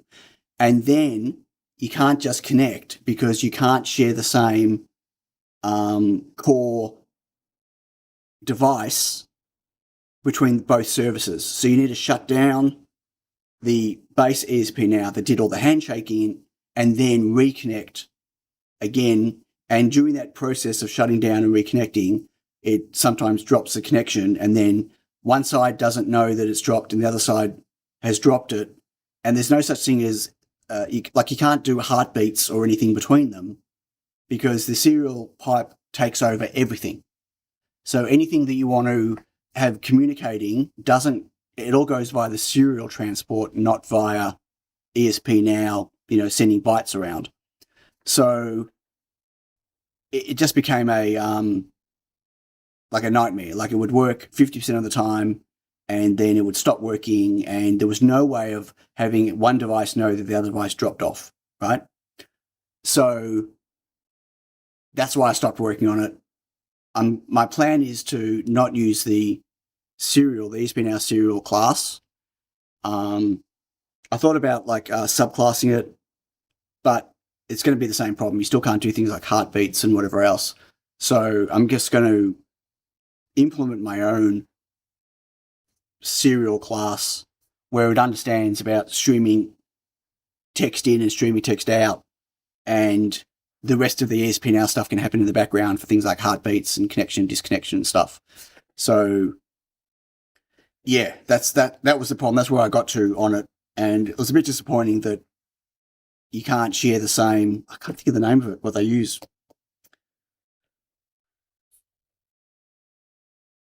Let me,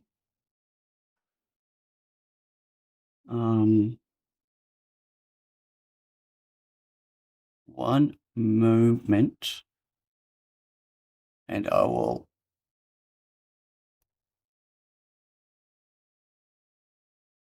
try to look up. Just logging into my Mac at home because I was doing this at home.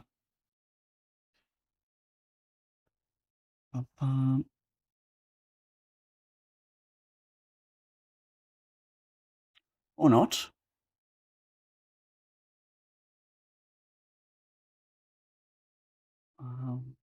So just while we're waiting for this thing to go,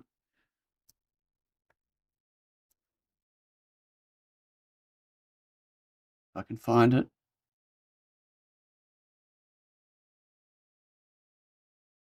I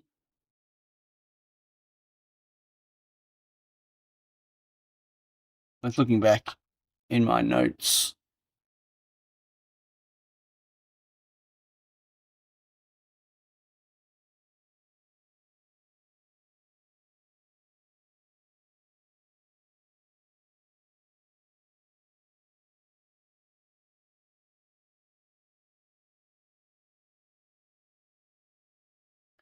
Yeah.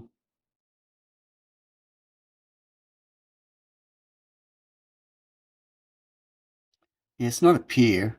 It's not that I can't share the same peer. Anyway, the point is, it's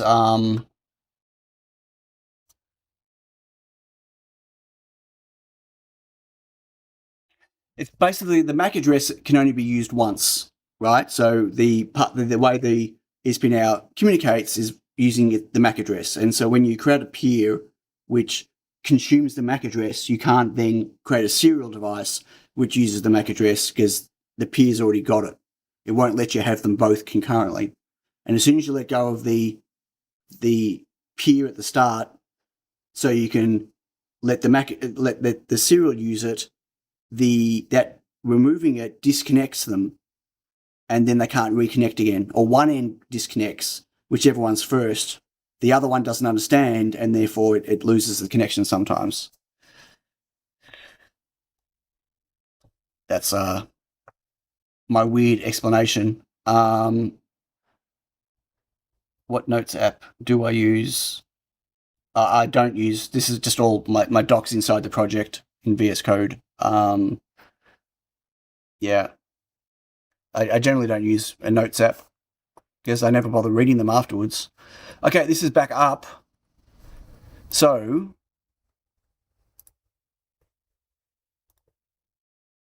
oh, this does look different. Kitchen, bedroom, living room, office, packing devices. Why have I got bedroom? I didn't add bedroom. Devices discovered.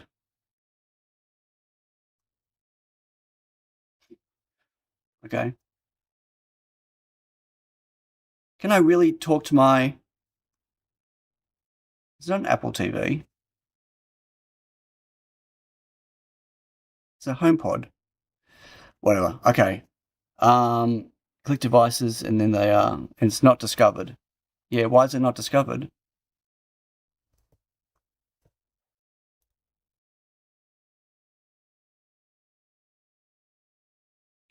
This UI makes more sense.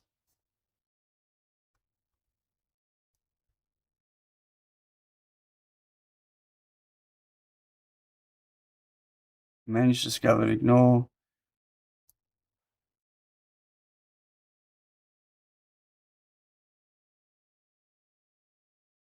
Okay, 9 entities. There we go. Battery. Humidity, temperature. Is it really 23.6 on my desk?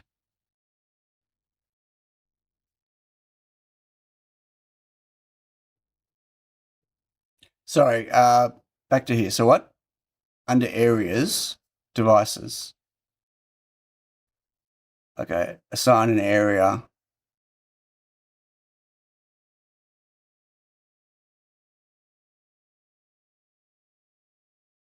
How do I... Fine.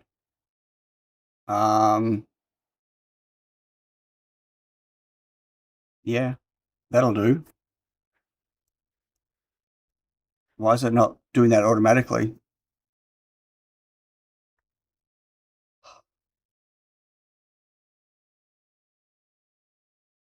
And what are labels used for? Just for searching for stuff. Okay, update.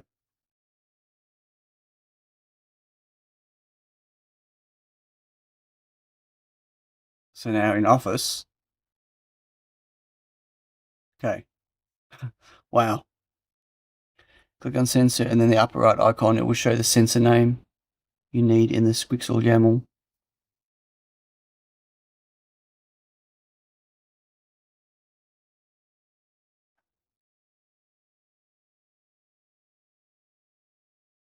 Oh, at least my battery's charging.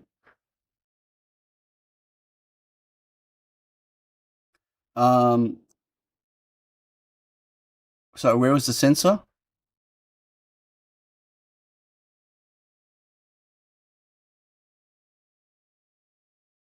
Yes, click there.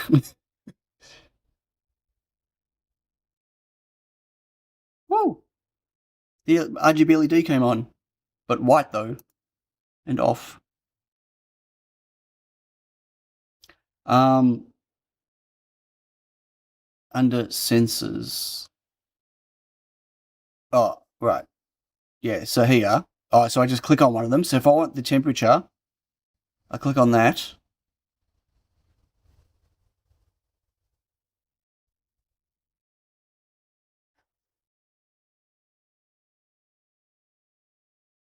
And where do I get the...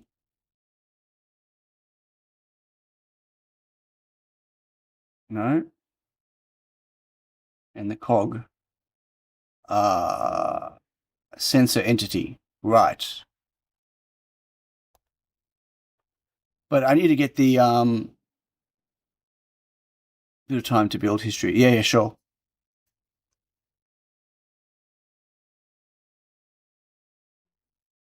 Ooh.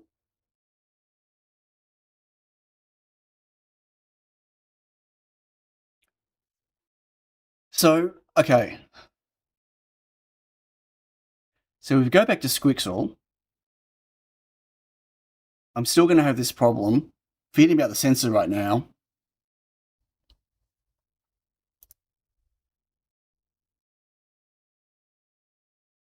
So someone said that there was an add-on for a file manager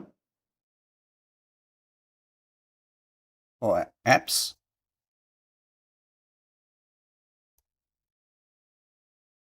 No, how do I get... Where's add-ons now? Isn't that apps?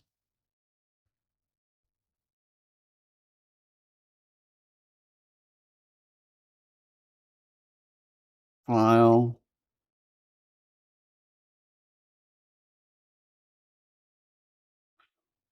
Okay, file manager. No. File editor, browser-based file editor for Home Assistant.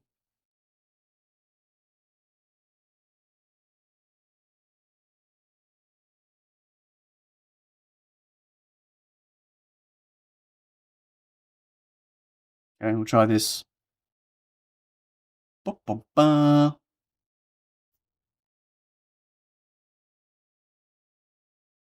Formerly known as Configurator.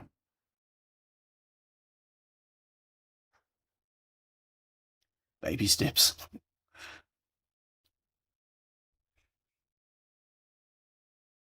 Okay, is there an add to show in sidebar? There we go. Woo, I'm learning, Johnny. I'm learning. So, file editor. The app is not running. Do you want to start it now? I didn't start it. That was my bad. I missed that bit. Dum,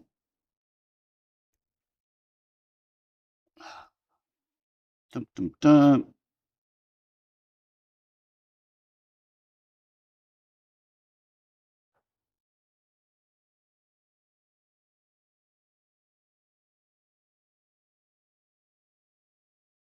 Hey, Johan. How you doing?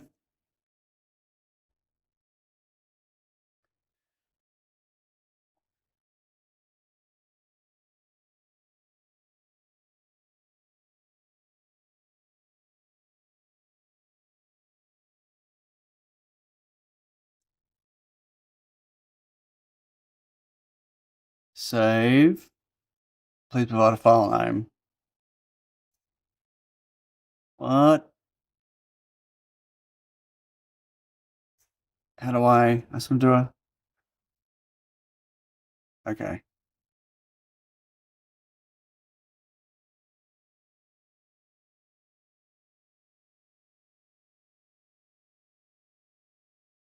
Do I have to create a file first? Can I not just do a file save as? And how do I find where the YAML is stored?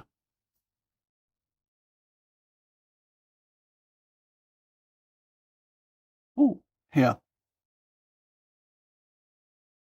Plus, new file. Okay, file name. Partitions.csv. Is it partitions? Yes, partitions.csv. Okay, file created. Close file. Paste. Save. Save successfully. You see, okay. Yeah, I'll add that later, Johnny. Yeah.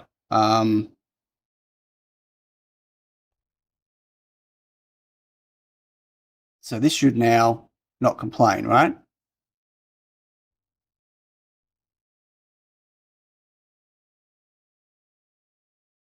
So before I do anything, oh, that's the old. If I go back to here, if I go to Office,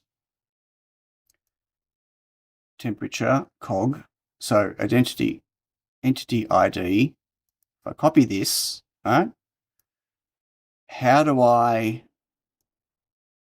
add this here to be able to see it? So this is the configuration. Like what do I need to put to say this is a external entity that I want to view?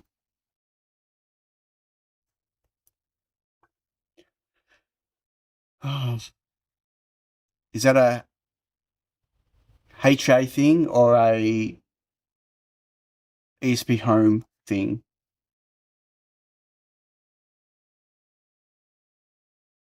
So I'm just looking at here at the moment, just scrolling through this. God,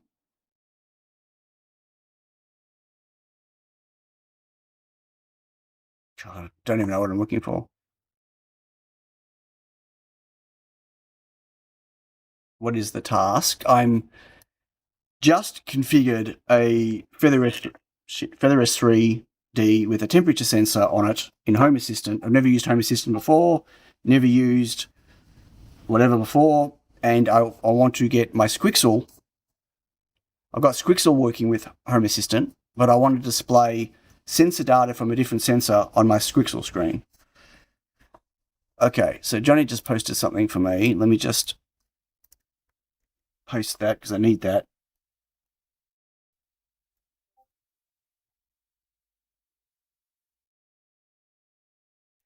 Does it need that dash? Or does it? What does it go under? Sensors? Or do I need to give it a name? Do I go? So is it under like that? Feathers?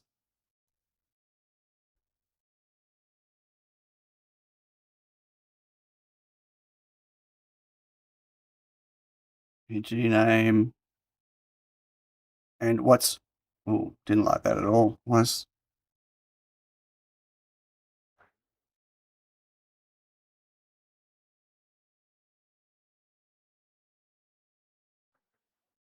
no? Why is it?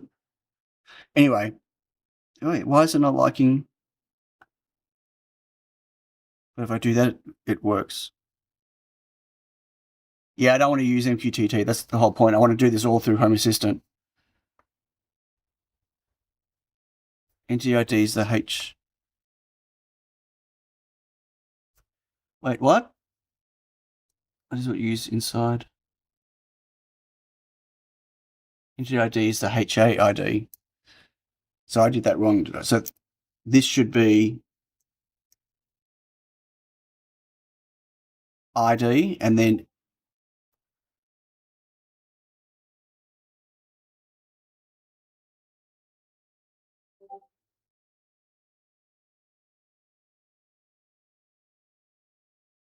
okay, where do I get my Home Assistant ID from?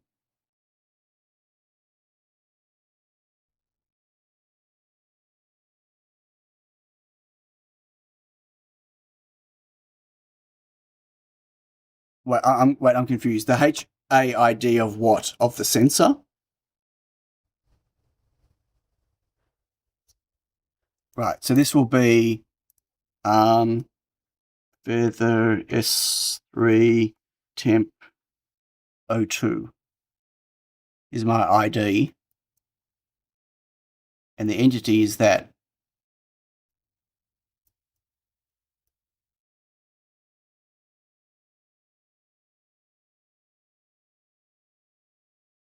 So I can't use those dashes, can I? I'm going to do this way. But why is this not liking it when I do that?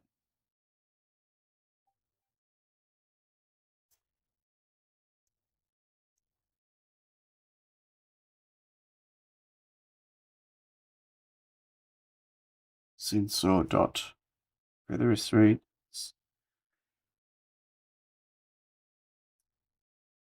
Okay.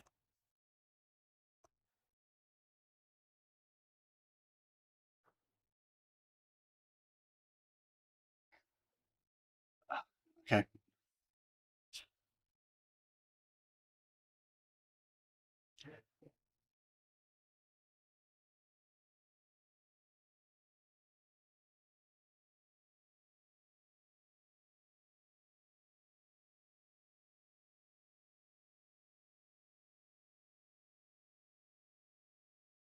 So I'm just chatting with Johnny in Discord.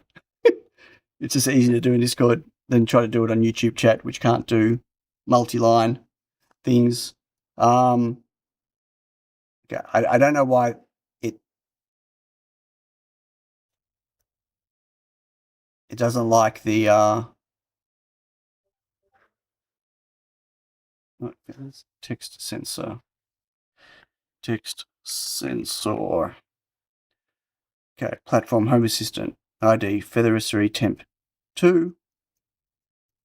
entity ID.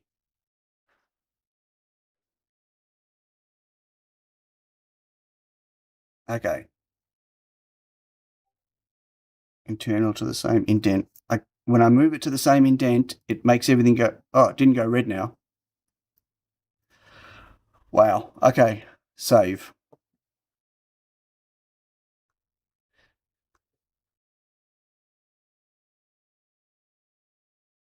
Install. Manual. Let's see what it does. Let's see if we can build it.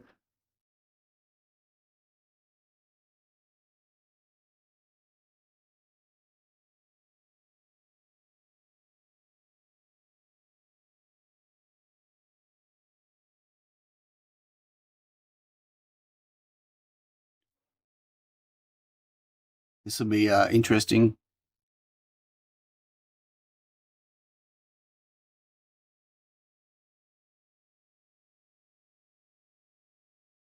TL install.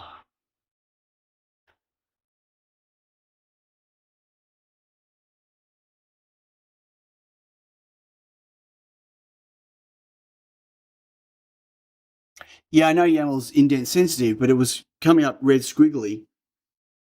Yeah, I'm not a fan of YAML at all either. JSON every day, all day, every day.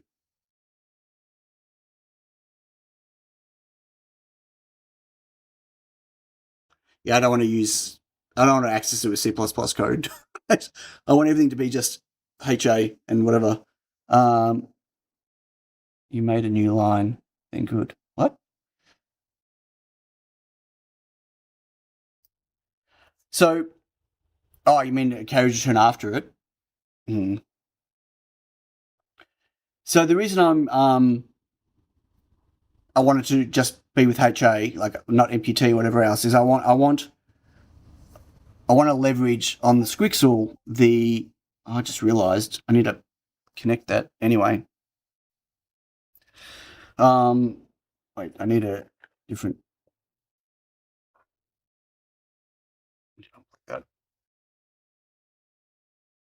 Oh, that should run off battery now anyway.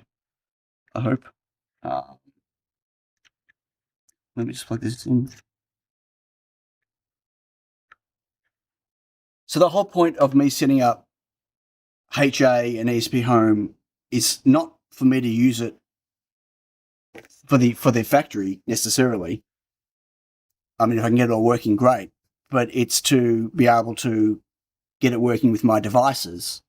So, for instance, I can add more configurations for other boards of mine, and I can test them, right?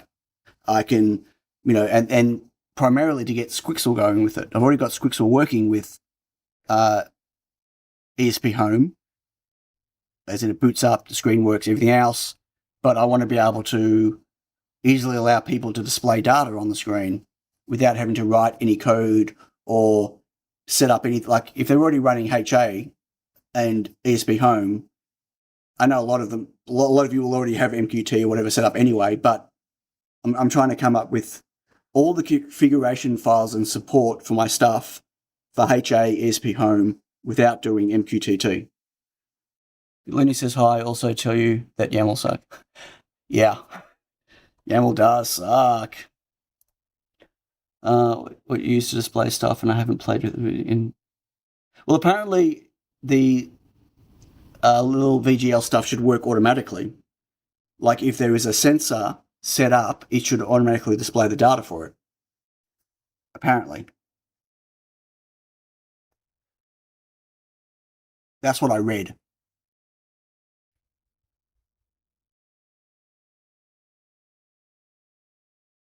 I mean, apparently it doesn't look nice. The widgets are pretty pants looking, whatever, and they're not fast and they don't look good. But the whole point, again, of this is a no-code solution for seeing sensor data on the screen. And then the next step would be, and the API configuration looked, but would be some form of interaction. But once I've got this done, I'm hoping other people, there's a few of you out there that have got SQUIXLs, that have got HA installs. I'm hoping that once I've got this basic configuration going that works, that someone else who's got way more experience with HA than I do might jump in and, expand on it, get some cool stuff going on it, and make it work better. That's all. Someone asked me in Discord moons ago, probably, 5 months ago or 6 months ago, about HA support. And it's just something I just never had time to get around to, but I had the time now, so I jumped on it. Yeah, so that's the reason why. I mean, getting sensor data through MQT and stuff is easy, but it requires code and writing code and flashing code. So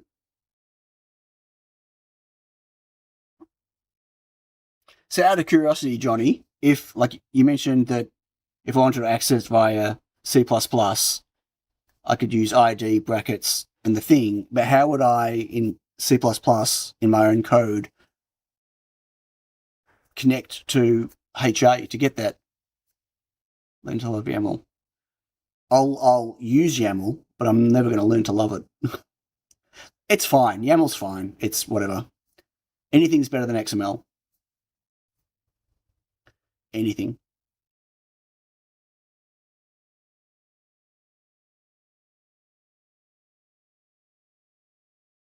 Go, go, go.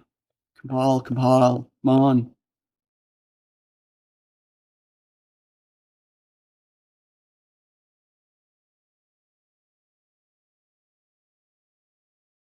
HA is good, like HMI.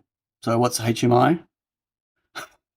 I'm 100% not a home automation enthusiast guy. Nothing against it. I've never had a need to do any form of home automation or whatever. Like any automation I've got here is stuff I've handwritten, like for my production line, for conveyor width adjustment and stuff like that. It's all my own stuff.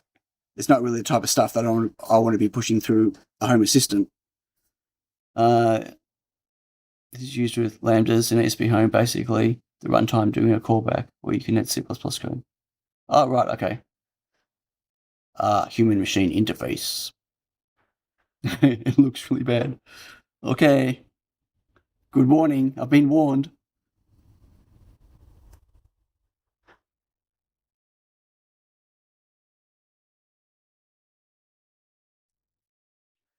Dun, dun, dun. Wow.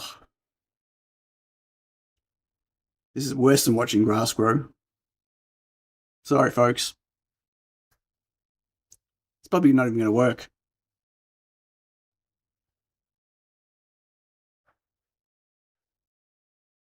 So how often do they update Home Assistant?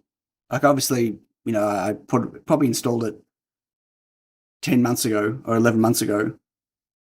So the version was old, but seemed to be quite a few jumps in version numbers that I just updated now. Monthly. Wow. Sorry. Excuse me. Very little sleep last night.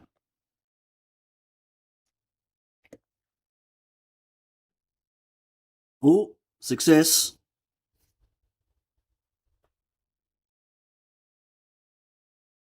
Go, go, go, go.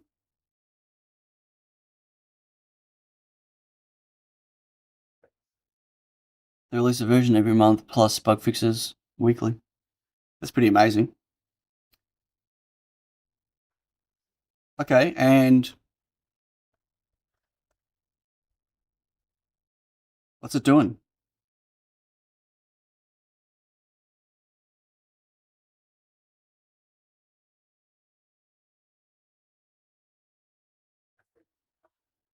It's supposed to give me a download.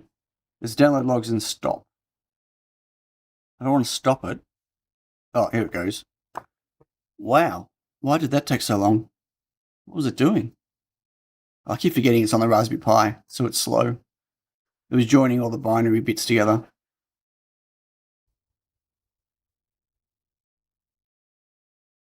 Come on. Thank you. That's what I was waiting for. Download. Keep. Connect. Install. It's a moment of truth. Yeah, I'll install on. If I'm going to use this, I need it on something fast.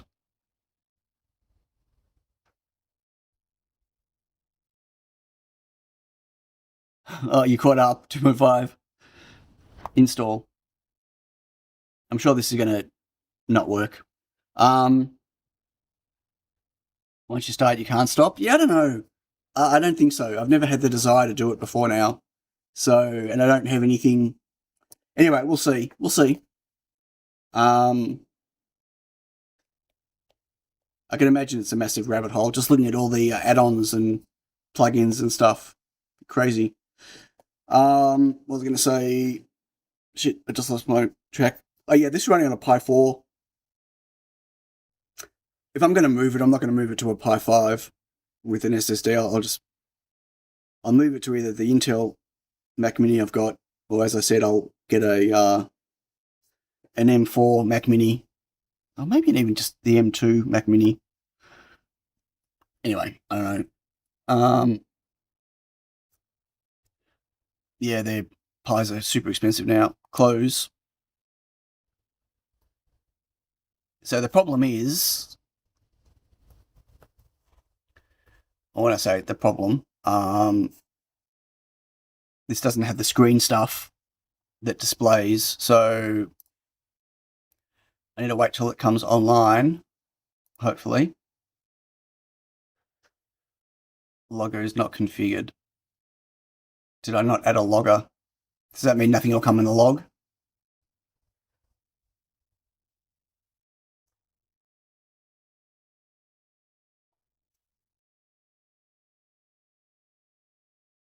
Really?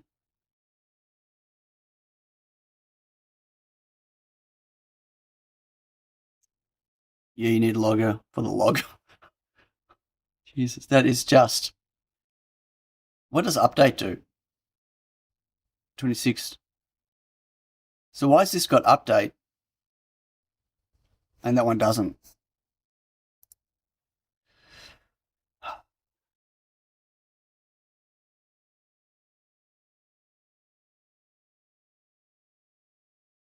Actually, hang on. Let me just...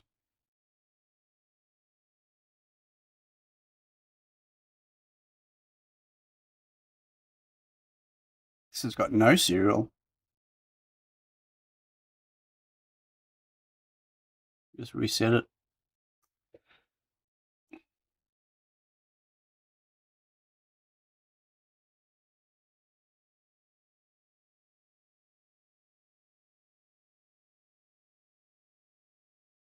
Oh, online. Now, okay. But it still won't show me. So what's the update button supposed to do?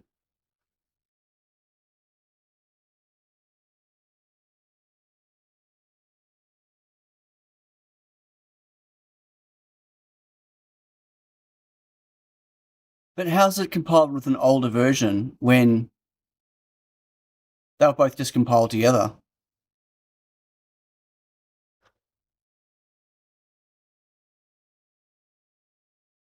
Unless the ESP home was updated in between me compiling this one and compiling that one. Maybe?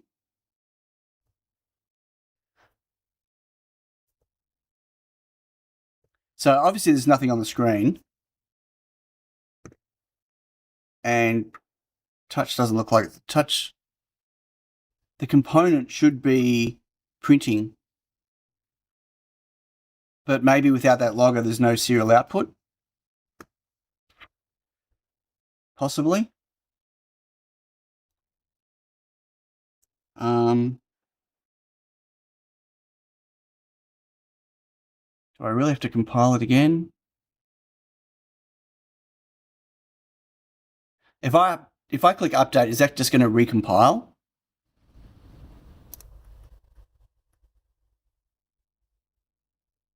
Do you want to install SQUiXL YAML on your device?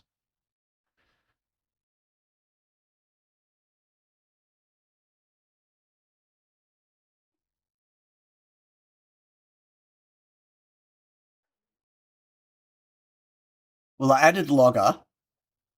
Yeah, I'm doing OTA. Well, I'll try it.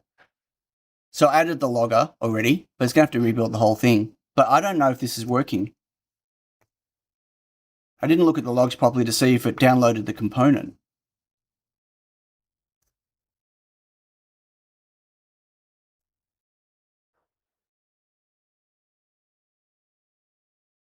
Actually, I'm going to stop it. Just hold on 1 second. I just thought of something. I'm going to log back into my machine at home because I have... Where do I have...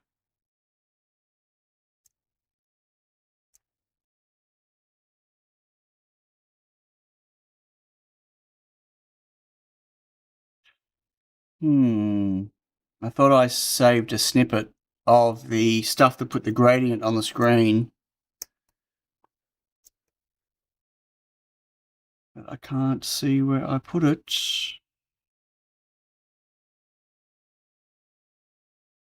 Going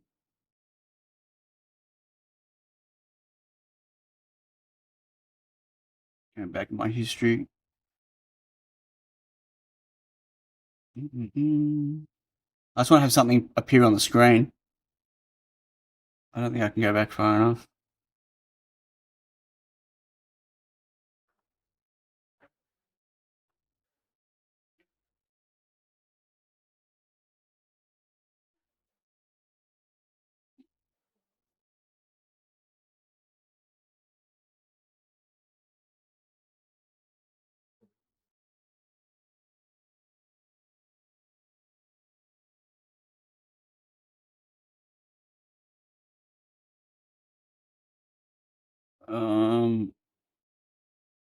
So in display, edit. In display. I'm just gonna... That does the... I don't want... I don't want that one. Whoa, what happened there? Oh my god, what just happened? Okay, save. Close. Update. Wireless. Okay, let's try that. It's going to take a while. I want to know it's working by having stuff come up on the screen. There's no other way of knowing if it's working or not that I can think of, or maybe with the logging, but wow. Isn't this a crazy adventure?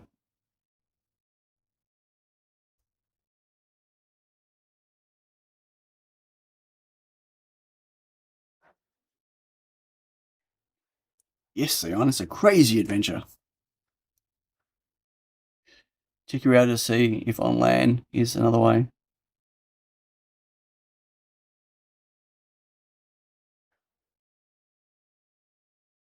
Wait, I did add the Wi-Fi stuff, right?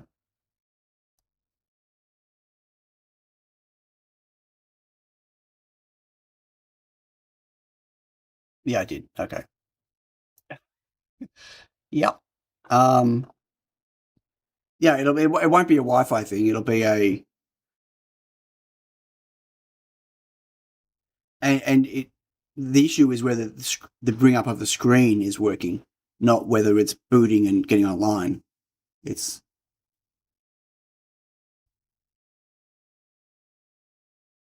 But my understanding was this... Having this... That should print the results, shouldn't it? Display the results on the screen.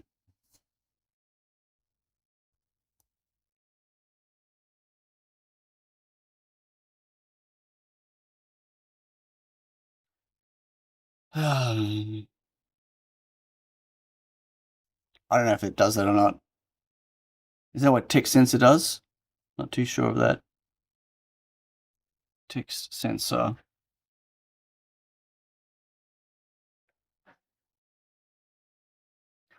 Okay. Oh, wait. Why was that so quick? Error logger is not configured. Yeah, that color was wrong. That's supposed to be red. I must think it's GRB. Oh no. Should be RGB. Why did that compile so quickly? That time it only compiled what it needed. On the Feather, it was doing it every time. No, Sam, I know that, but it didn't. Didn't do it on the Feather once. I had to compile that 3 or 4 times. Anyway, okay. So at least we got that now. But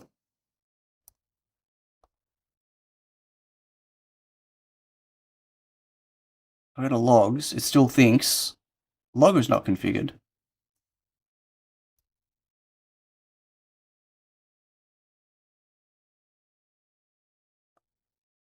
Wait, I added logger. Where's logger? You all you saw me add logger.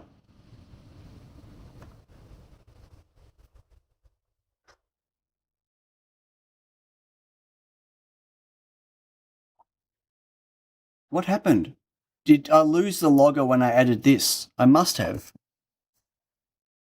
Oh, anyway, the screen's. I added this logger. I did. I swear to God I did. Maybe I forgot to save it?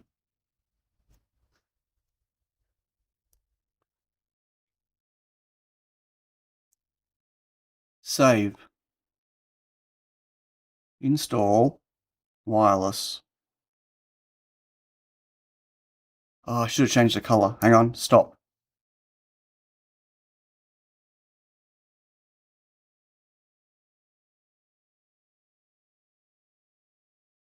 I think it's.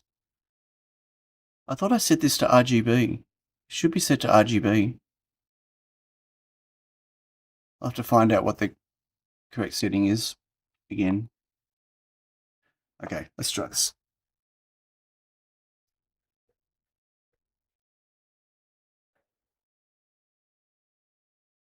There you have a lambda. Yeah, I know I've got a lambda there. That was for drawing stuff on the screen.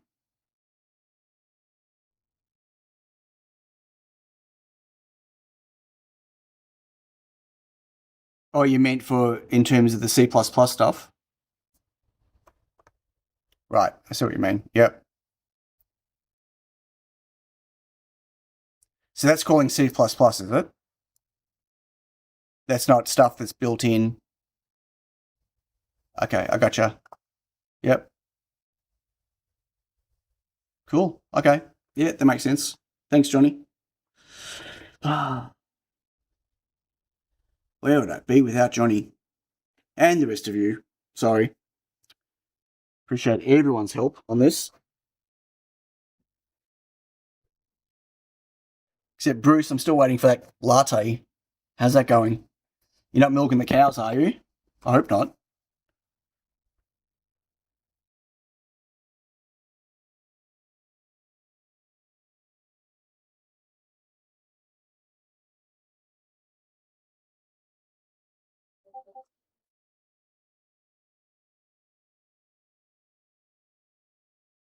What's going on here?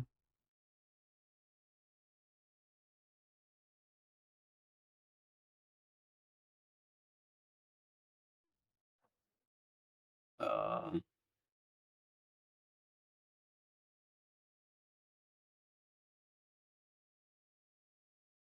Got trade ball here and stuff with. Oh, good mate. I'm just joking. Have to get latte. Yep. That wouldn't work the sensitive import.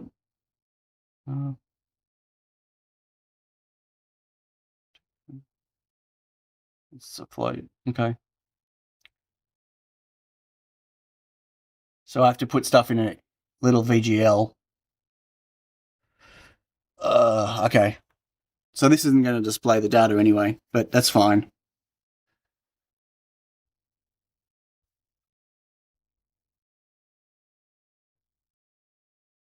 Okay, so this looks like it's recompiling everything.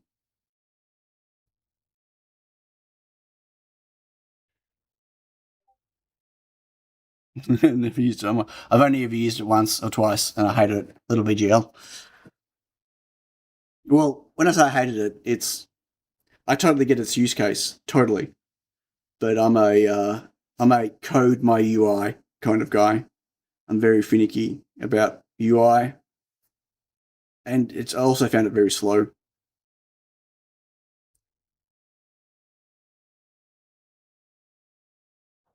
See, this time it's going to recompile everything. It's going to take a while.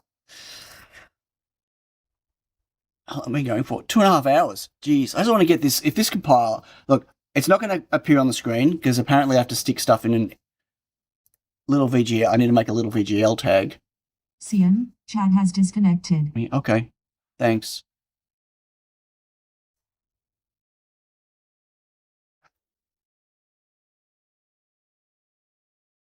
So I have to do some. I'm just copying and pasting from Johnny. I'm going to do a little VGL, and I'm assuming it's SQUIXL. CD and a widget label.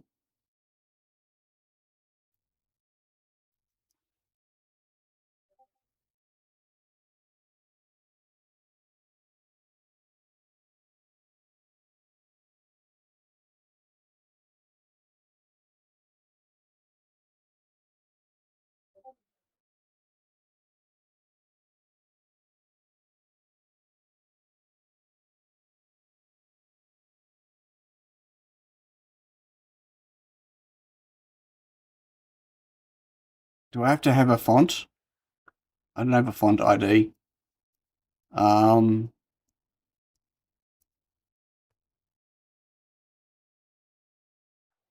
What's if I don't put a font?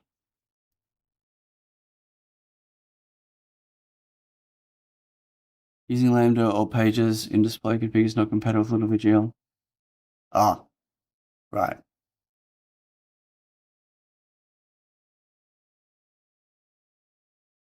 So that has to go away.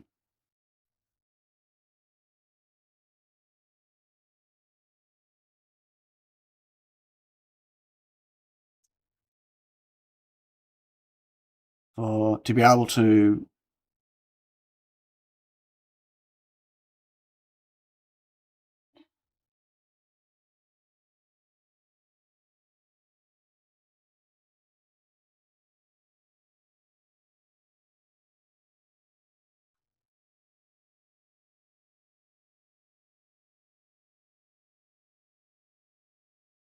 so would I just do this as sensor?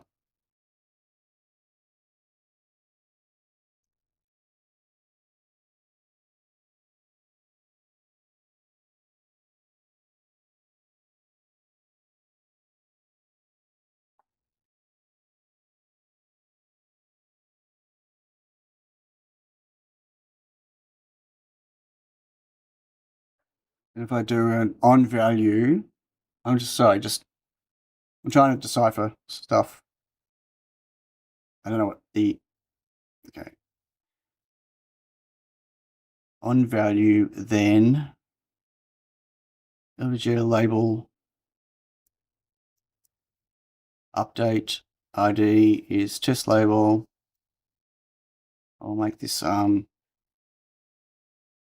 temp 02 label.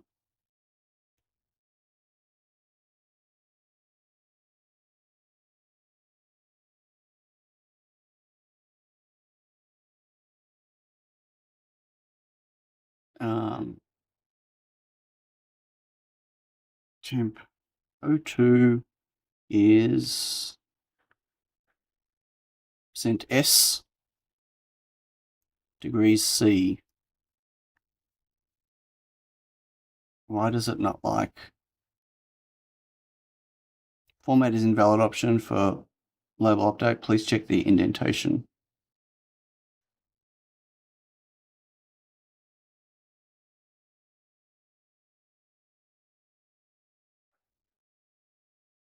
Okay.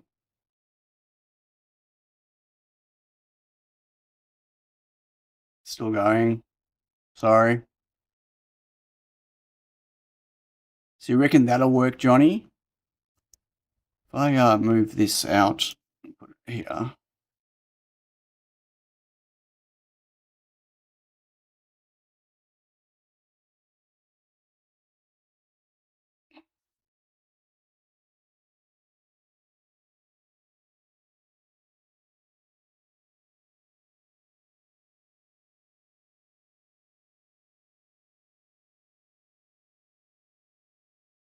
Okay. Might work, no promises.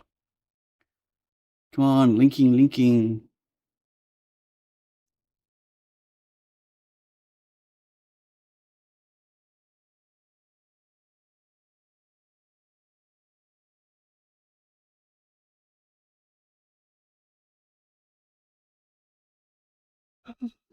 Sorry, folks.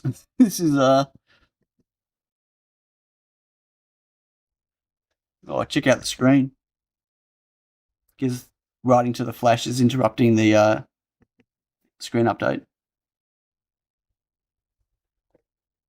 Blue, so it's really, so it's GBR.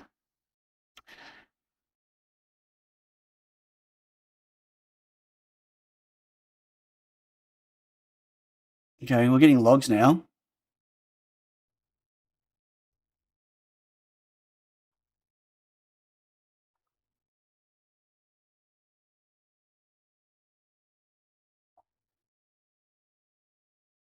So should we see a log here every time the temperature sensor updates?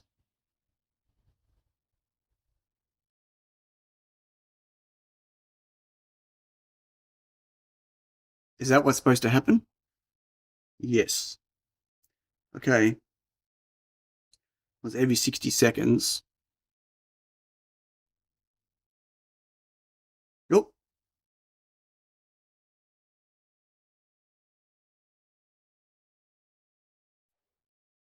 What was this? Safe mode took boot seems successful. Resetting boot loop counter. What the hell was that?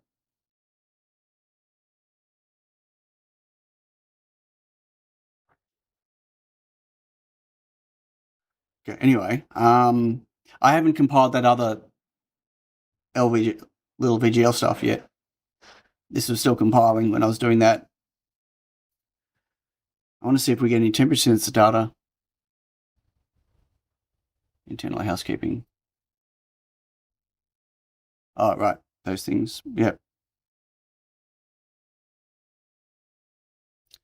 We should have seen something by now. A temperature.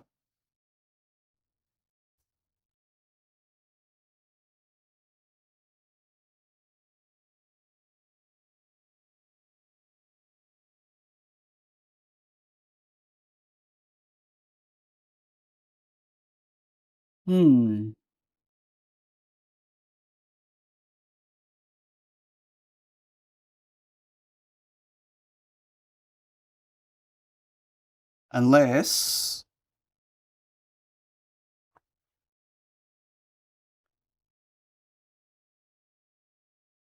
Oh, I don't think it's online.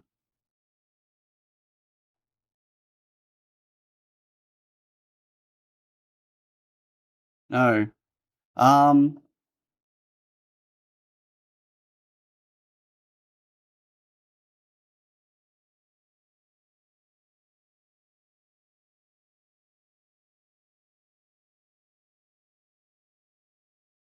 9:35. It's logging. So 11 seconds ago.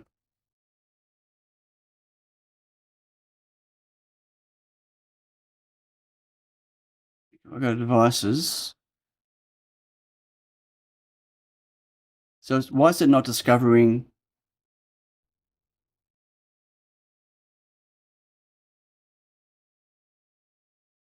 Oh, SQUIXL. Do you want to add this SQUIXL to Home Assistant? Yes. Maybe that's why.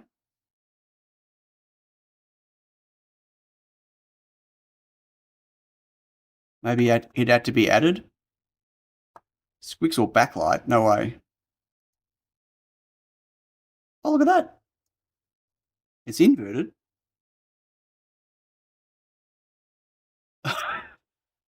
Jesus. Okay.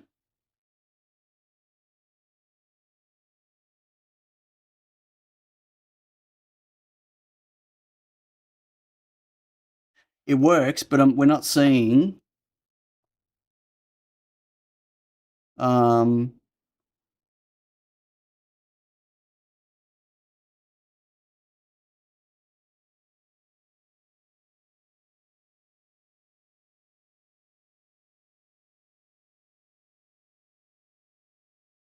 want to see the data come. It's not thinking about the screen. I want to see that it's actually grabbing the temperature data.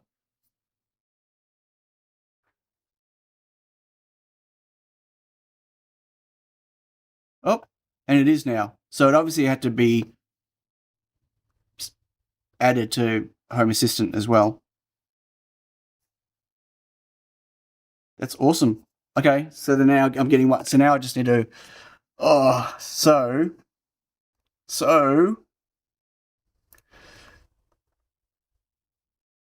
Oh my god, I've lost it again. Maybe I hadn't saved it here. Okay, wait. Ignore me. I hadn't saved it because it was compiling.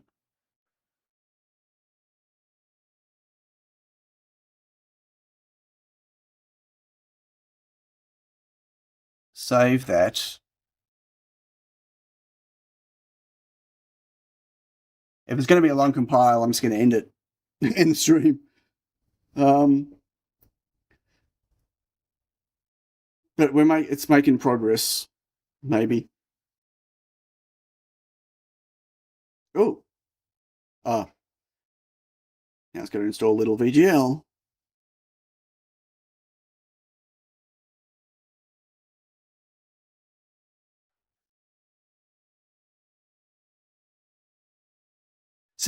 So all I can do is make a generic SQUIXL YAML file, right? And people are going to have to add their own stuff that they want to add to be able to see stuff and do stuff. So I was hoping that I could come up with something that was a little less generic that people could use, but I guess I could always leave chunks of things inside the YAML that are commented out. Right, add their own widgets or do whatever, but in terms of interfacing for data and stuff, this is going to have to recompile from scratch because of the addition of little VGL, I reckon.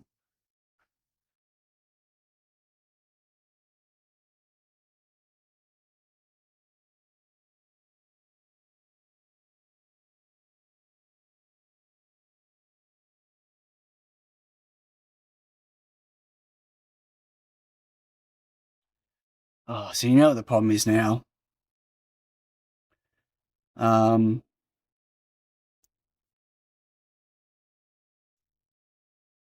Now I need to go and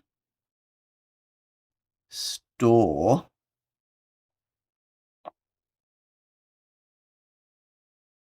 where is refurbished. Where have they moved the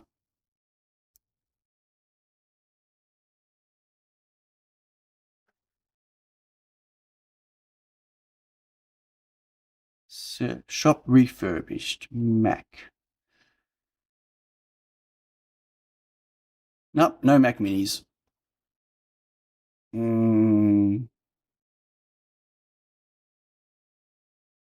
SP Home is like 4 to 5 years away from what I want it to do. Rob, hello, Rob. Yes, that's what I was been doing, trying to get. Well, it's integrated, but making it useful is another story. Amazon.com.au Mac Mini M. Is it an M2?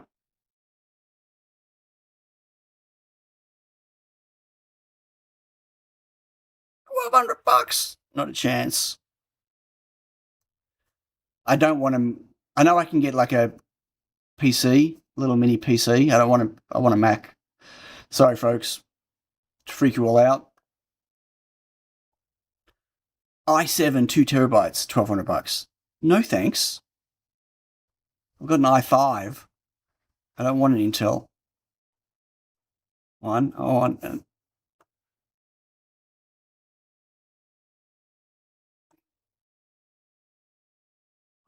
Apple aren't selling the M2s anymore, are they? Because Macs rule. Because I absolutely despise Windows. Madsen says, is it a running hard? Is it to... Yes. Well, and other things. Oh, I want to... Yeah. Web server stuff. And things.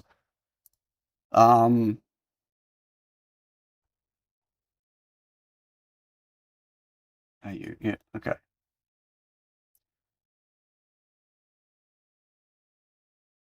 I don't need a Pro. I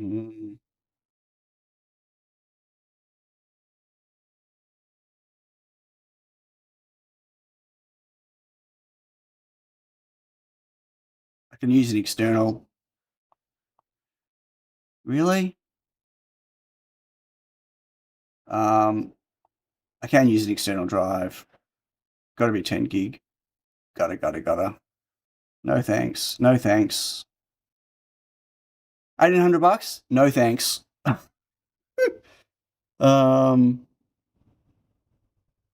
Yeah, I've got a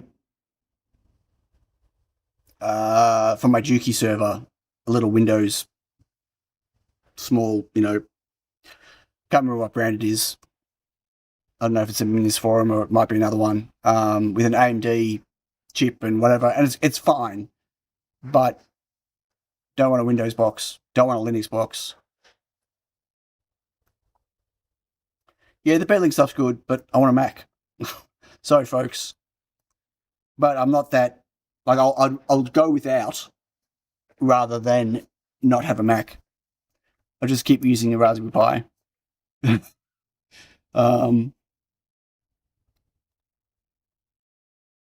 Yeah.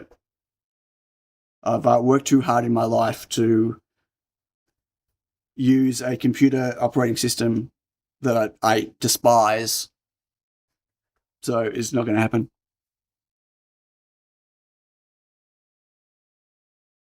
What is that? Do flash drives.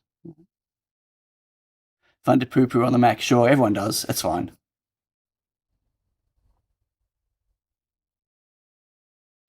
Home Assistant OS? What the hell is that? GoFundMe for a Mac Studio. I've got a Mac Studio sitting right in front of me. I'm using it right now, an M2 Mac Studio, but that's my work machine. I don't need a Mac Studio for a server. I'd be happy with a base model M2 iMac. I want an Apple Silicon iMac to be base model, just to run all this stuff. Run to my MQTT server, run my web server stuff. I've got quite a few internal web servers and stuff that I run. Can run Home Assistant, and can do other stuff, right? But it'll be interesting to see how the performance is. It won't be very fast without any SSD or RAM, though. You know that, Super Bruce, right?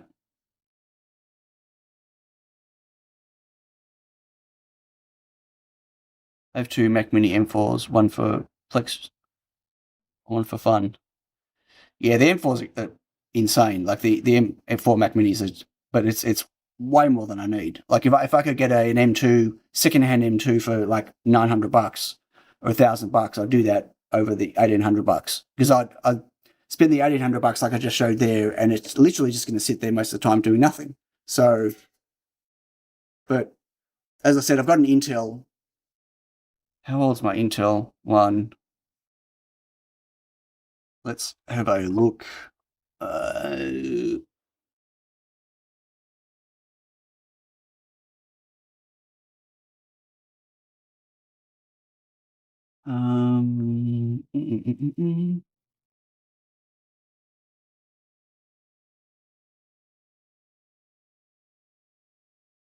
What is my...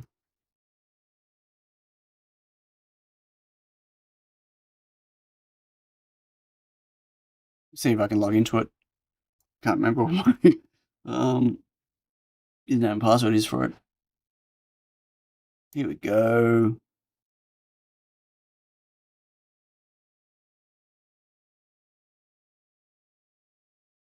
So this is my Mac Mini. Oh.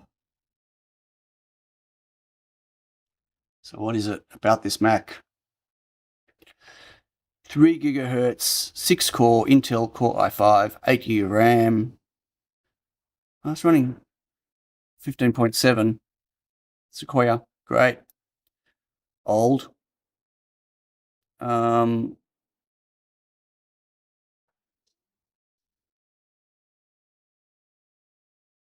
can I get to? More info. What am I doing? So it's got a mechanical hard drive, right? It was the last of the mechanicals, I believe. I believe it's mechanical.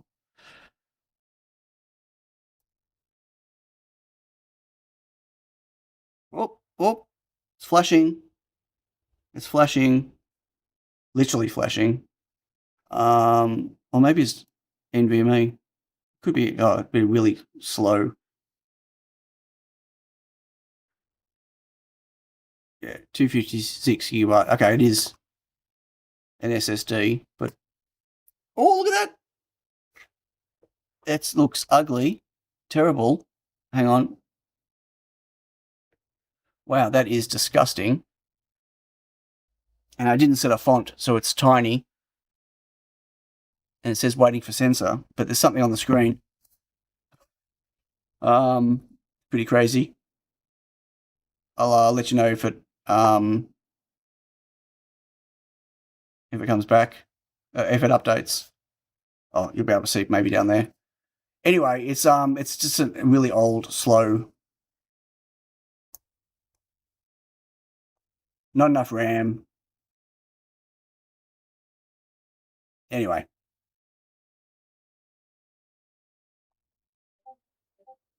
I could keep using this. It's really chunky. It's going to include several size by default. Yeah, I should have created a font ID, and I didn't. Oh well.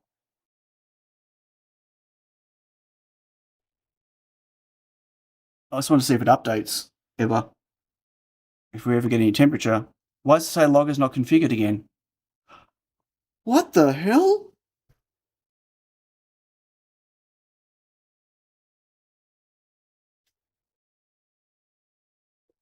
It's something to do with me having 2 different tabs. It just does not like me having 2 different tabs. And it hasn't updated the info. Where's logger gone? You all saw me add it.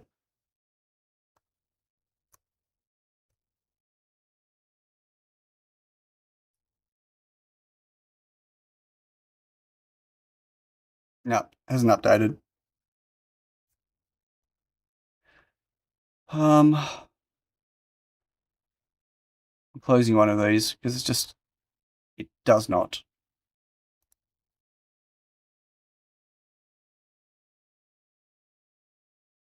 Yeah. It does not like having 2 of them open. It's obviously a caching issue or something. Bummer.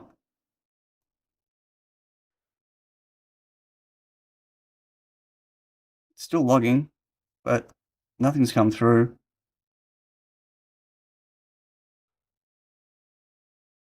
God, that's too bright for the camera. It still says waiting for sensor.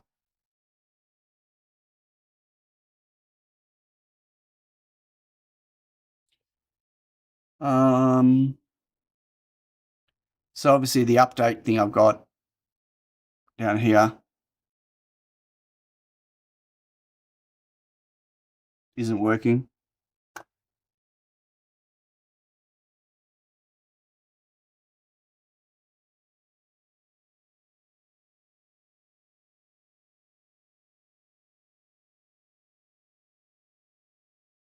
I'll have to look into that. Okay, folks, it's been almost 3 hours. You've all suffered through a horrific stream. Oh, I made some progress though. I learnt a lot.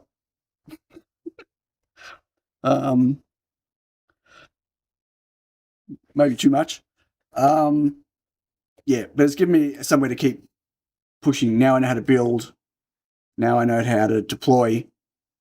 I need to get the other feather going, at least get them both in place where I want to put them on batteries. So, and I can at least look at it in the dashboard right now, right? And eventually I'll get it working on SQUiXL. But at least I've proven that SQUiXL works with HA, with ESP Home, which is great. So I'll spruce it up a little bit visually, graphically on the screen, whatever, and then I'll push out a new YAML file to GitHub. Just installing Visual Code Server. Yeah, I will. For sure. That's how I do all my stuff on all my Pis, my test jigs and stuff.